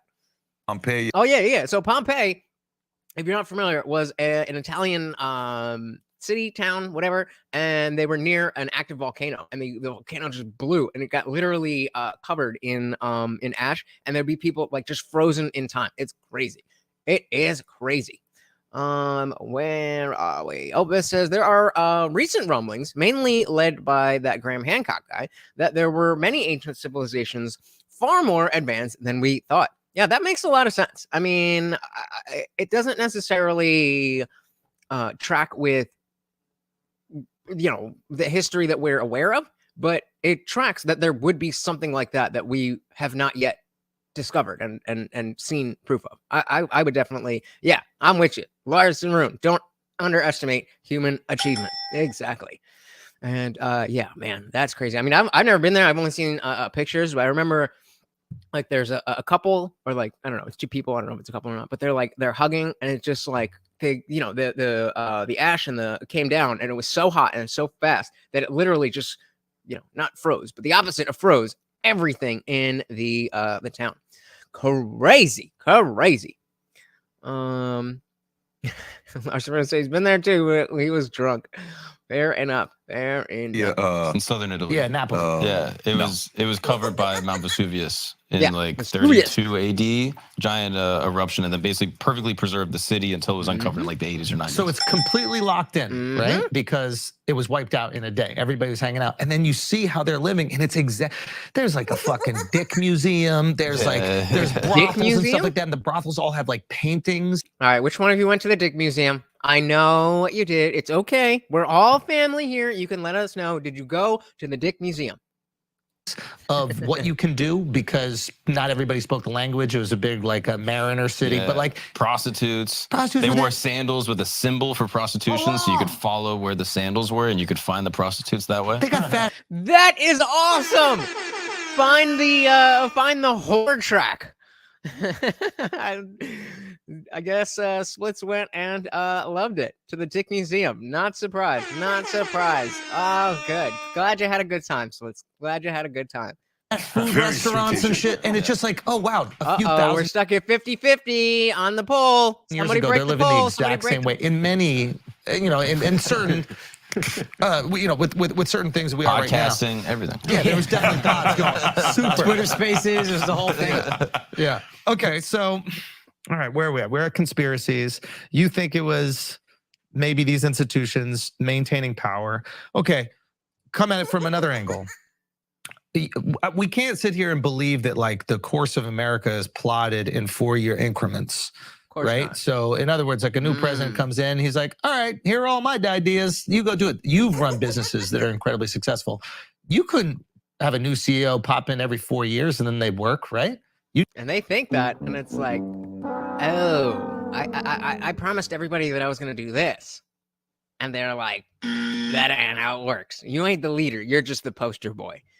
You ain't a leader. You're just a poster boy. You need a long-term strategy, right? So you don't think 8 years is enough? What I don't think is that the president makes any decisions. You don't think he makes any decisions? I think they let him make a few. I think they let That's him a make good a strategy. Yeah. You just say What kind of suit are you going to wear on Easter? That is the type of choice that you can make. Other than that, not happening, bro. he says back to him, and then he's like, oh, Yeah. Who's I think that's the question. Who is they? Rome was super gay, right? Wasn't? I mean, I'm not super up on Roman history, but wasn't that like something that the elites did in Rome? That where they were just, little boys and. That is the fun one right there. Who is they? Why isn't Epstein arrested? They know. Who's this guy who just bought Epstein's island? And why are we letting him buy it? And why didn't we all buy it? Why didn't me, you, Rogan, and other rich people that can foot the bill go and buy the island and then explore it for ourselves? We'll find something there. A retainer case. You know, like I guess who is the they? That's the exciting one. Now, honestly, if you On this channel, it's not the Jews. In case anybody was wondering, it's not the Jews. can answer that question, who is they? Yeah. You can answer a lot of different things. Then they will kill you if you can Then answer that they question. will They will For kill sure. you. Yeah. But if I had to really guess, I mean, you know, you definitely have your Klaus Schwab type people, your George Soros type people. I don't know that I believe that there's one group, but I do believe that the everything that happens is coming down from a few people, and they definitely have the ability to talk to each other, and they definitely know who else is on their level. I don't think it's you know, some grand conspiracy. I think it's just when societies form, then hierarchies are going to form. Well, it says it's not Jewish. It's not Jewish. It's money. Yep. Exactly. Andrew Schulz, what a great guy. We're here at his funeral. You're dressed for it. Incredible guy. I'm dressed for it. I can't say much more because they're here. But yeah, who is it? I don't know. Do you believe America can change? Like, you don't believe that there's a long-term strategy that you have people maybe in the State Department or the CIA or the FBI? Yeah. I don't even know if the FBI would work in that way, but You will own nothing and you will be happy. That is the long-term strategy. The long-term strategy is to back one party and have the other party act as a speed bump so that we're always moving this way. When a Biden or a Clinton is in office, we're moving this way. When a Bush or a Trump is in office, we're moving a little bit slower, gotta go over the hump. But then we get somebody back in and we keep going. That is the long-term plan.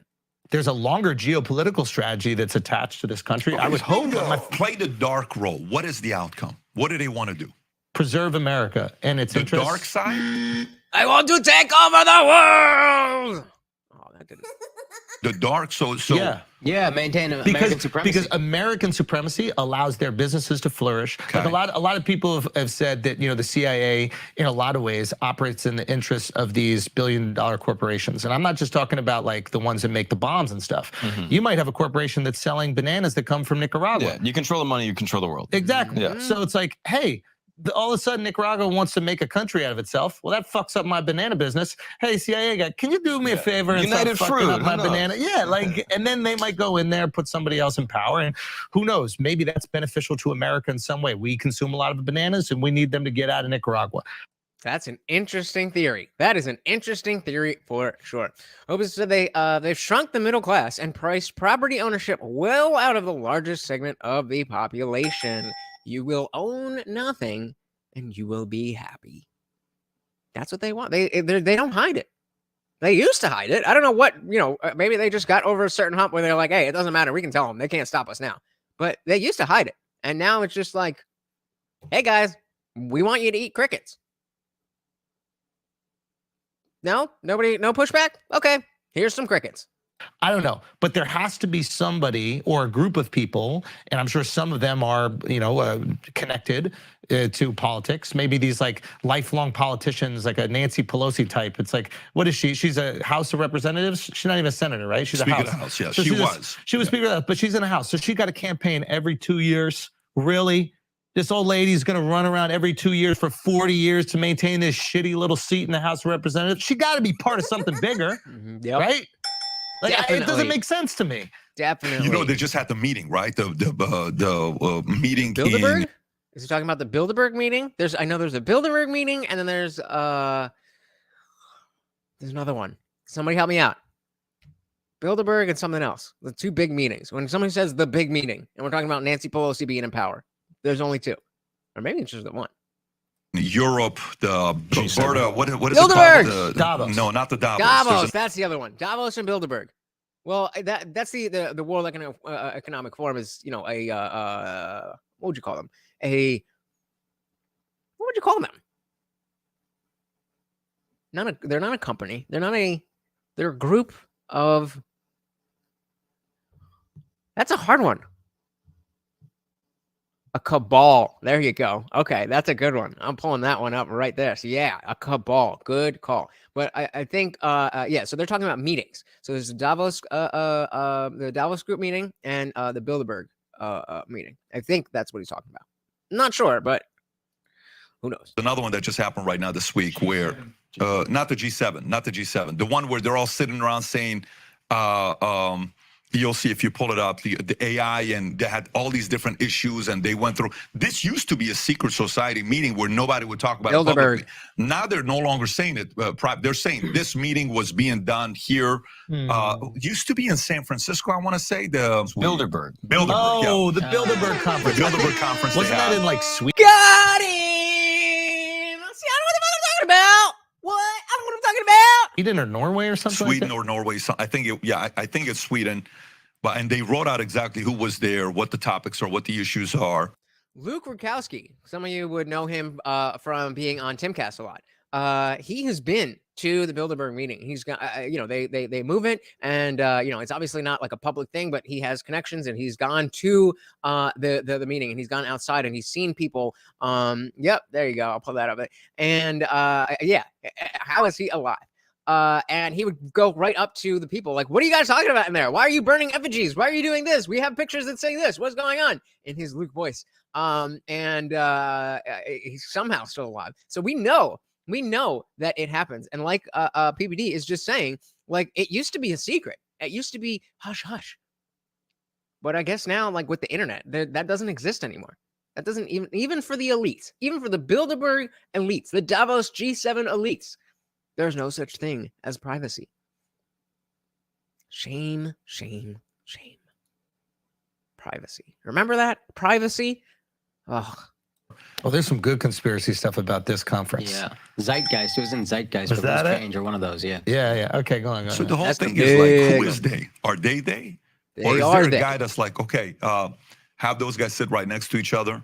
Why is that person here? Who invited him? Oh, okay, I see why we have him. He needs to meet with them because we need to get that deal because we need that technology here for South Africa because of the deal that we're doing with India.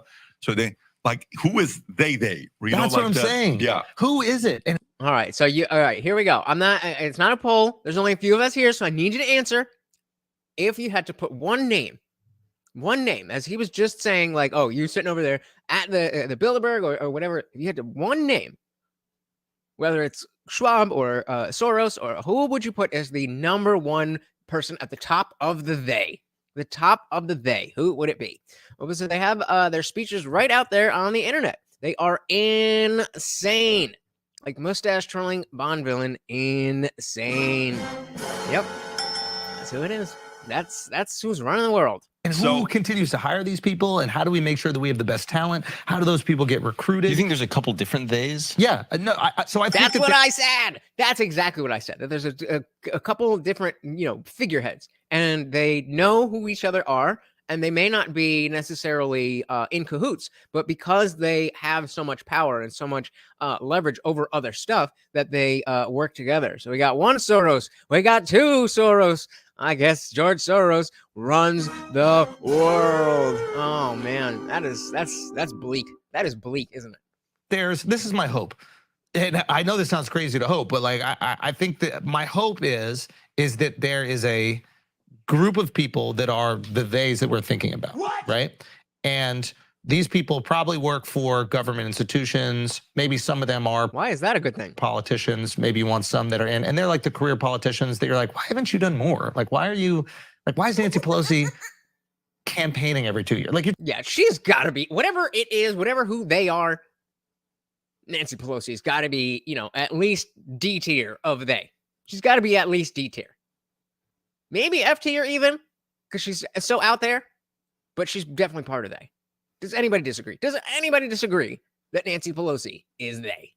You're too famous to campaign. Like, why not go from? Why be a senator? Campaign every 6 years. It would just be easier. Power job. Speaker of the House is a very powerful of course, job. But she wasn't always speaker, right? Yeah. And she's been involved in politics forever. So you have a few of those people. And who was speaker before her? Was it it wasn't Condoleezza Rice, was it? Right? She was. Somebody help me out. I'm not looking it up because I'm too lazy. Who was Speaker of the House before? Oh, it was it John Boehner? John Boehner? Was that it? And they plot the course of America, and those people interface with the billion-dollar corporations that are that are incredibly successful within America. My assumption is that once you're a Bezos, once you're an Elon, you're a government employee. And not in a bad way, but it's— Oh, yes, in a bad way. You might still be able to operate in the private sector in good ways for the people, but in a bad way. It is a bad way. Lars Maroon says, the real theys are ghosts, in my opinion. Nobody knows, and that's what they want. You know, if you think about, oh, that's right. That's right. I forgot about that. Jesus Christ. Time is a thing, right? Jesus Christ.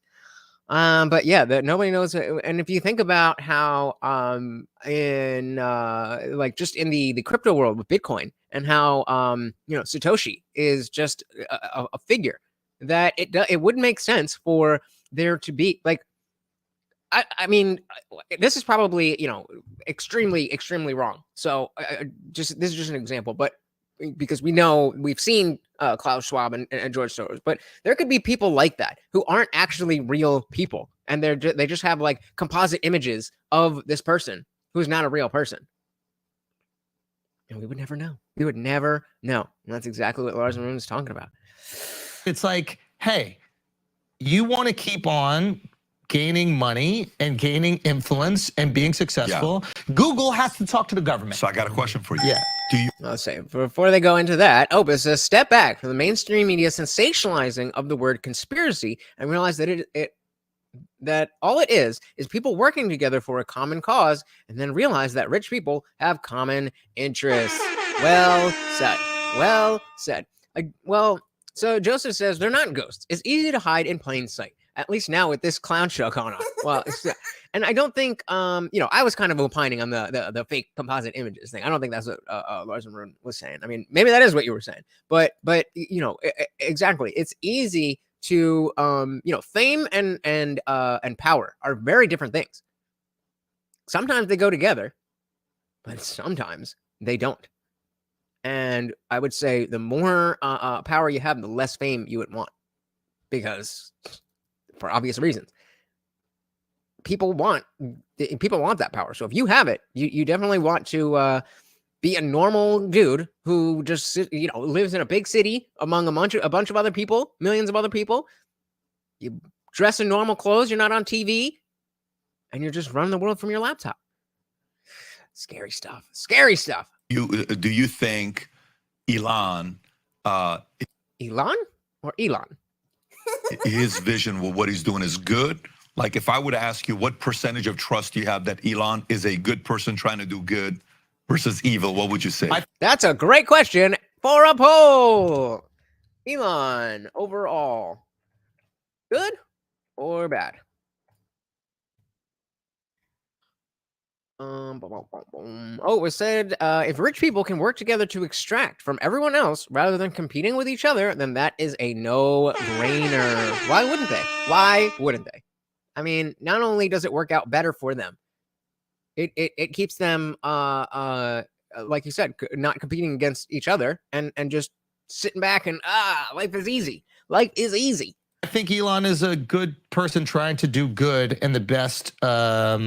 I think he believes that he is doing the right thing, and I think that sometimes comes at odds with the powers that be. And I think that's why you see, like, for example, everybody loved Elon. Elon was the darling. There was the left and the right. The left were buying his electric cars, and the right was like, here's this businessman. He's making all this money. We love him. It was the one thing the left and the right could come together on and agree on. And then Elon gave a political opinion. He tweeted, it's hard for me to, I'm a lifelong Democrat. It's hard for me to consider myself a Democrat now. I said, shit, me too. But this is going to be a perfect, he is a perfect figure to talk about this idea, you know, that whether they're ghosts or whether they're, you know, people hiding in plain sight. It begs the question, if these people who are trying to quote unquote run the world, if they're running up against the powers that be already, I think that Elon shows that you would have, they would make they would make you famous because of that. And so if they're doing that, if they're trying to, you know, make Elon a poster boy for all these different things, then it makes sense that they wouldn't want any of them to be the poster boy for anything else that they're doing. You know what I mean? Does that make sense? I think that makes sense. If it doesn't make sense, let me know. I'll explain about it. And just like anytime Joe Rogan says that he supports a presidential candidate or anybody with influence, and you're going to go through this as well, there was a smear campaign that happened the day after, and they were out there, whoever they is, out there trying to make him radioactive. Maybe that's the DNC. Maybe it's not even the theys that we're talking about. Maybe that's much Lower level, yeah. There's levels to this they game. Opus says, Elon isn't a saint. He is self-motivated just like anyone, but I think his net contribution is quite good. And I think he has a moral compass whereas these other wealthy people have none. I would agree with that. I think that he's not some saint. Did you use that word? No, okay. I thought first brain part. Yeah, I don't. Oh, you did say saint. Okay. I'm sorry, guys. This is early for me. I'm not used to doing this. Usually we do the show at nighttime. But I agree with you. He's not a saint. He's not out here trying to be a philanthropist and trying to give away all of his money so that the world can be, a utopia. I don't think anybody is under that impression. But I don't think that disqualifies you by any means. And I think you would have to be a bit capitalistic and have ways of accumulating money in order to affect real change. And so sometimes, depending, just the way the world works, money is, well, at least they've made it that money is, a zero-sum game these days. And so if I'm taking money from here then to give it over here, then the people that I'm taking it from might not be so happy. Or if I'm choosing to give money out here, then the people over here who aren't getting that money might not like that. Splits loves it. Shout out to Splits. Said Elon 2024. I don't know about all of that. Can you imagine him trying to run Tesla and SpaceX and Twitter and the country? Not happening. No way. And we've got our good friend Melted My Media back in the building. Welcome back. Fresh Cut Melty. That's what we call him. Fresh Cut Melty. Yeah, maybe that's like We're talking about conspiracy theories. Who is the they? And is Elon good or bad overall? See, to me, is like low level shit. Right. It's like you're trying to get someone into office. Like that's not the game we're playing. That's temporary game. Theys, that's forever game. Theys are like manifest destiny. Like we want to go back. Theys are like, yo, let's buy Louisiana. Are you saying like Coke? You're talking about Rothschild. You're talking about Peter Soros. Thiel. The Rothschilds. We didn't pick up the Rothschilds. So guys, I think those are the guys that get to interface with the government employees, right? Because you need someone who's actually part of the fabric of the government, and then you have so much success within business that you become part of the government. So Google can't operate on its own. The government needs to know what Google knows, and Google's like, you know what? That's fine, because otherwise I go to prison or whatever the fuck it is. Zuckerberg gets a call. Everybody gets a call, right? Like we even saw it with Twitter, right? It wasn't like the Remember when we thought Zuckerberg was going to be like the next Elon, and that didn't happen? Wow. So 83% of you said Elon is overall good. I would agree. Hey, we got Lutos in the building. Welcome to the party, brother. Said FS alien. What? Aliens contributed to ancient civilizations and a lot of drugs. All right. I think you are on a lot of drugs, apparently. But welcome to the party. That's what we do here. Party. Welcome. FBI interfacing with Twitter and telling them about it. So we know that they're discussing things, Right. and we know things are going on. Are you saying, I don't know what this means. F's is for sure? What does FS stand for? I didn't get it the first time. Why'd you think I'll get it when you type it the second time the same way? And like, to be honest, that's why I think you're in the best position, where it's just like you have generational wealth. Like if you wanted to stop right now, you're good. Your kids will be good. Your kids' kids will be good. And Oh.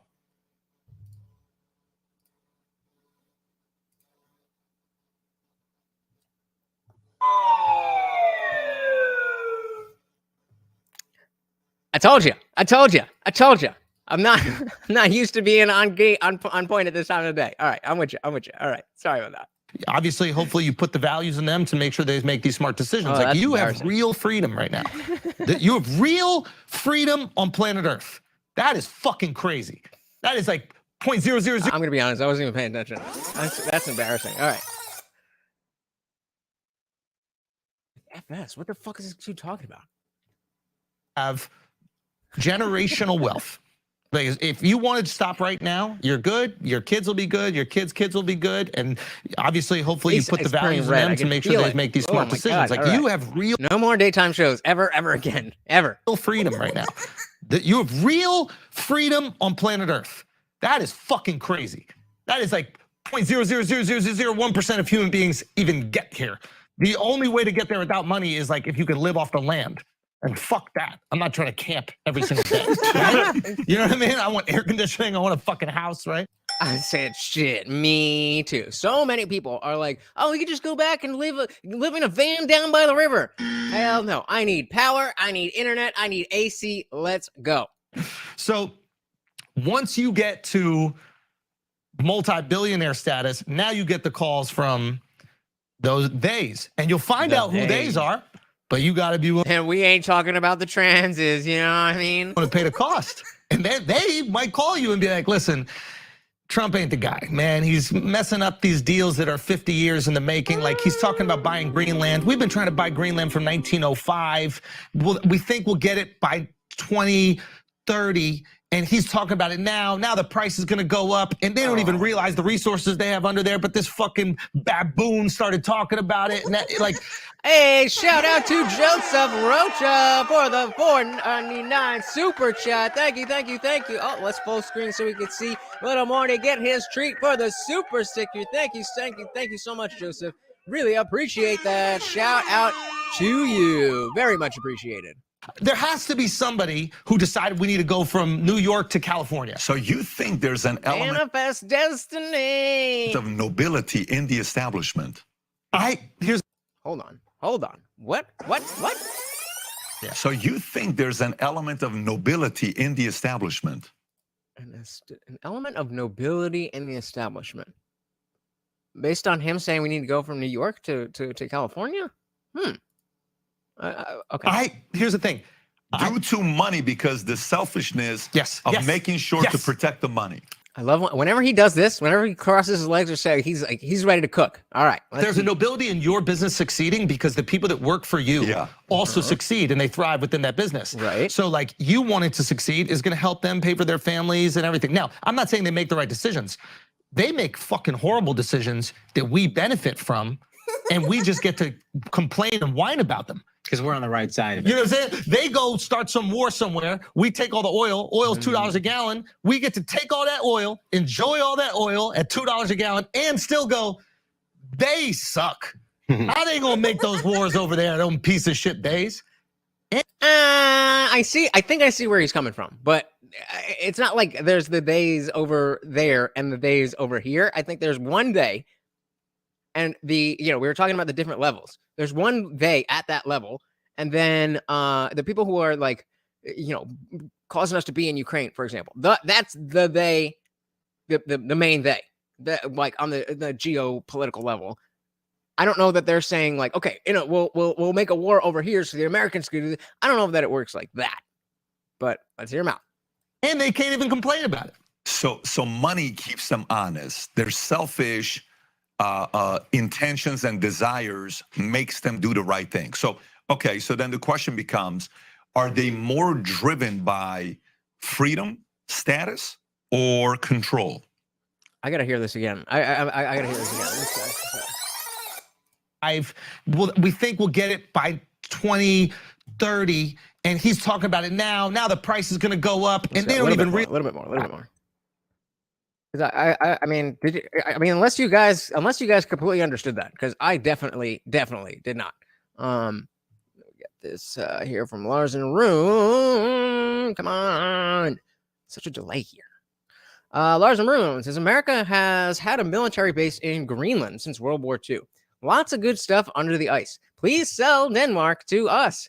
I mean, hey, I'll take it. But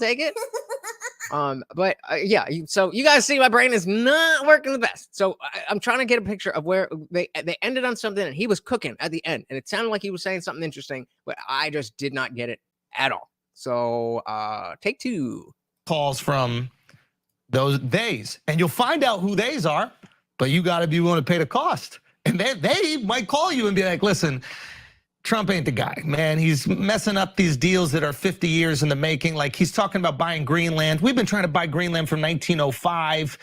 We think we'll get it by 2030. And he's talking about it now. Now the price is going to go up, and they don't even realize the resources they have under there. But this. So he's thinking about, he is playing as the person who would be against Trump messing up the plan. So I think we're still talking about the major they, whether it's the Soros or the Davos or whatever. Okay. Fucking baboon started talking about it. And like, there has to be somebody who decided we need to go from New York to California. So you think there's an element of nobility in the establishment?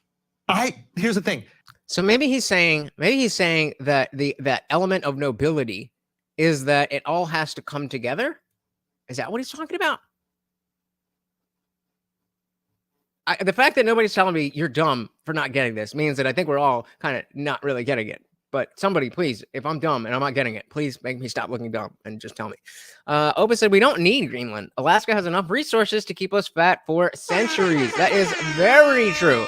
That is very true. I remember there's so much argumentation about how much there's oil in Alaska and, just resource in general. There's, I think there's farmland that can be in certain areas that's green year round. There's a lot. There's a lot in Alaska, for sure. And then there's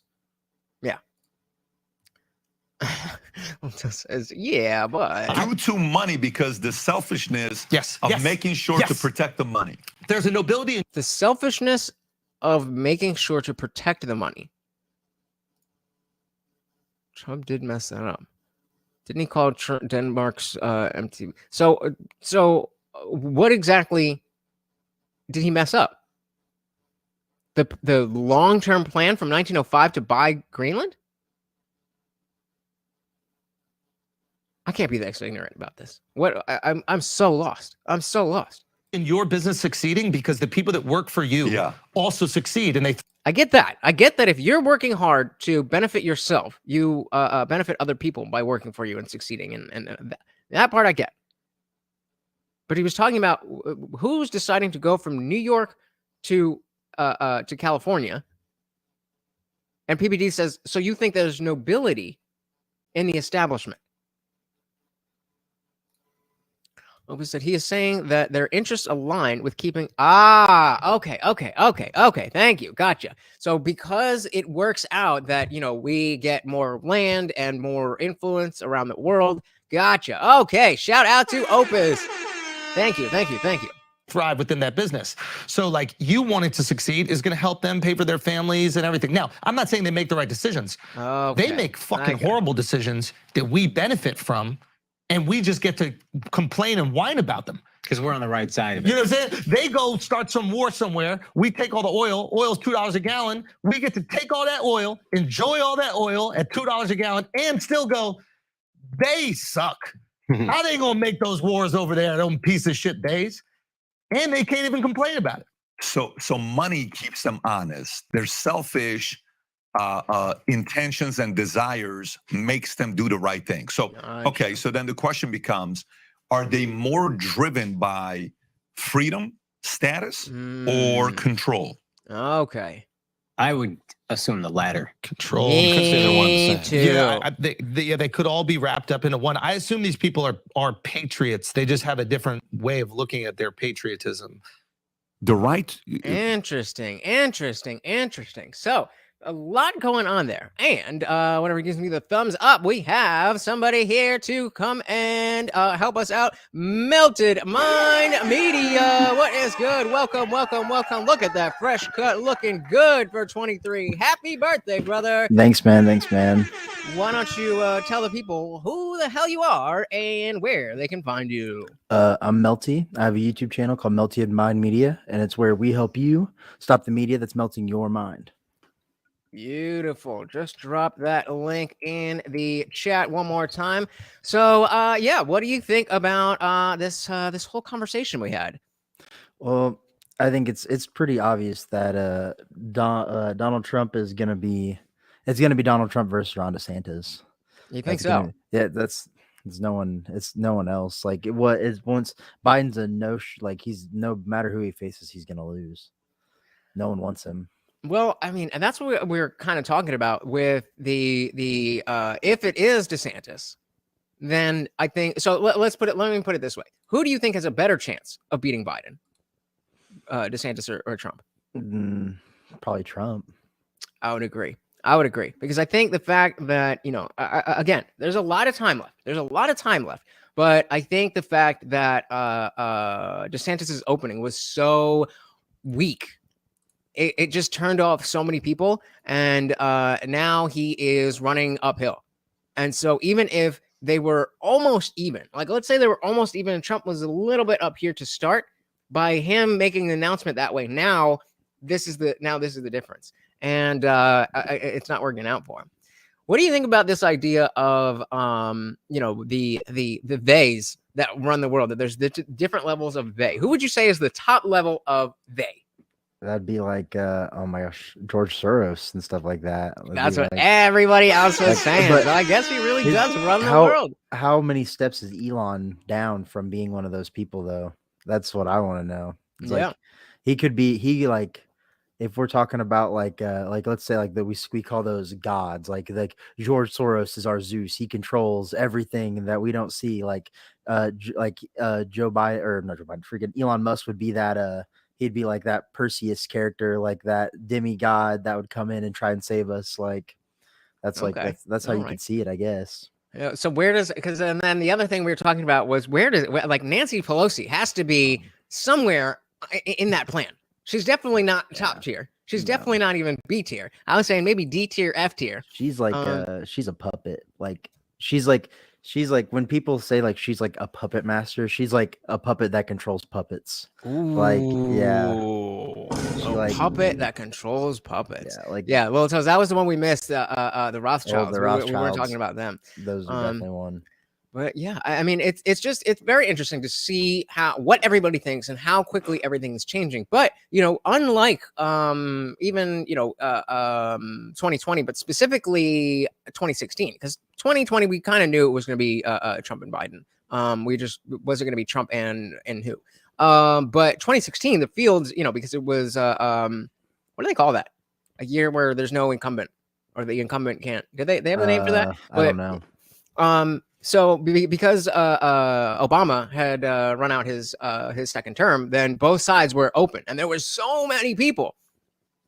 At this point, we had already been well into this person fighting and that person fighting, and this person dropping dirt on that person, and we really haven't even seen that. It's already approaching the summer, and DeSantis, who everybody seems to think is going to be right up there with Trump, has only just announced. So I guess sorry, you're gonna. I think when last time I was on your show, we were talking. That was the day that Ron DeSantis dropped the Twitter announcement, and we were both like, "This is just low." What was it? Ron disaster. Ron the swampness. Swampness. And it's going to be, it's always going to be interesting to see how this unfolds. But it does seem like it's going to be a little bit more straightforward than some recent years. I've been saying Pence filed and Christie filed. Okay, all right. I mean, I don't know why, but oh my gosh, dude, Pence is the worst thing to come out of Indiana. And Christie's the worst thing to come out of Jersey. There you go. My gosh, I forgot I was going to talk to you about freaking Chris. Oh my gosh, when I saw that announcement, I was going to send you a video of him announcing that. I was like, why? Why would you do that? Why would you do this to us? Yeah, for real. And I mean, Will says, how the fuck did Biden get elected? Blows my mind. I mean, it was a confluence of so many perfect issues. Number one, they changed the rules. Number two, the world was locked down. Number three, everybody hated Trump. And number four, I'm going to go back to number one, and they changed the goddamn rules. They changed the rules. Sad.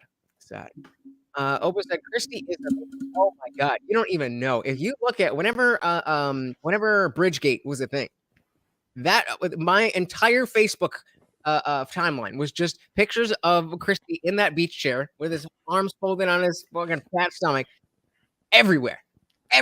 It was pictures of him, just the regular picture at the beach. Then you'd see him at the bowling alley. You'd see him on a Ferris wheel. You'd see him playing guitar. You'd see him. Oh my God, Christie as a meme is the understatement of the century. Chris Christie's the reason why New York had to ban extra large sodas.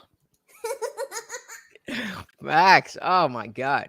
So I mean, I guess the overall message here is that nothing seems to, despite the fact that Pence and Christie have filed. I mean, despite the fact that DeSantis filed, nothing really has changed too much yet. It's just more bloat.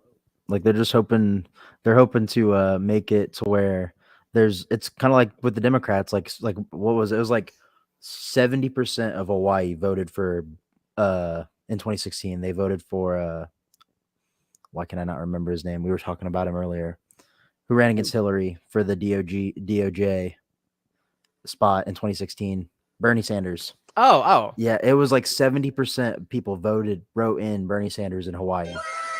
So it was like that really split up the vote.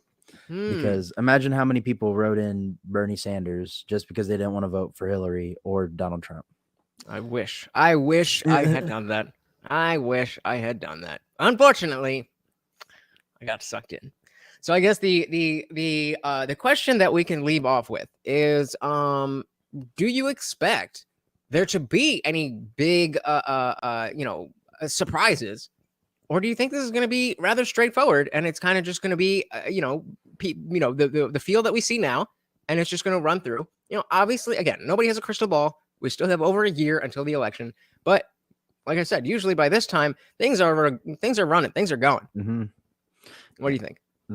I think like the biggest shock that could happen is probably like illness takes someone, either Donald Trump or Joe Biden, because Donald Trump's up there. Like he's getting up there. I mean, he is, but I think if anybody is going to go down by illness, we all know who. Well, a sandbag could take him down. So, yeah, and he just fell the other day. He just fell the other day. He tripped on a sandbag. Oh, that's what it was. Oh man. Oh Biden. But I think outside of that, it doesn't look like we kind of feel like we know who these people are. We know the front runners are strong enough front runners. They're probably not going to be anybody who comes way out of left field. It's probably just going to play out in a little bit more of a boring way. But we have to remember that boring politics is good. We want boring politics. It's when politics becomes theater and games and all that stuff that it's no bueno. Also says, would you rather vote for Bernie over Trump? No, I definitely would have. If that in 2016, absolutely I would have. Absolutely I would have. I think he showed just how much of a swamp monster he was with he said, "Oh no, vote for Hillary." And then he was like, instead of saying millionaires, he started saying the billionaires, right? When he became a millionaire. Yep. Yeah. He had $999,999.99. He was like, the millionaires and just the billionaires, the billionaires. Like, come on, bro. Mm-hmm. Opus said surprises will be last minute Trump legal stuff. They are saving stuff. Yeah. That's this has been the first time that I've heard where October, like I feel like every election cycle, it's been like, oh, there's some law stuff coming up in October. Like every year, it's like that. I feel like, and this is the first time where it hasn't been Republicans are the ones that are getting like the law, because isn't it like it's Hunter Biden stuff, like with him that's coming up with his gun thing. So true. So now they're about to switch back. Democrats are about to switch back, or Biden's going to switch back and be like, oh. Felons can have guns and drug users because my son's one of those. Expedience over principle, right? Mm-hmm. Yeah, pre-cucked Bernie. Well said. Said. The sad thing is that was never a thing. There was no ever. Bernie came out cucked, guys. I'm sorry to tell you. When you're right, you're right. When you're right, you're right. He was always cucked, Bernie, and he was never going to be anything different. And he just fooled us. And right here, definitely was fooled. This is the face of somebody who was fooled. You could word it as it was before you got. It was when you guys were before we knew. Now you guys have been uncucked. It was in the before time when we didn't know the reality, how horrible reality really was.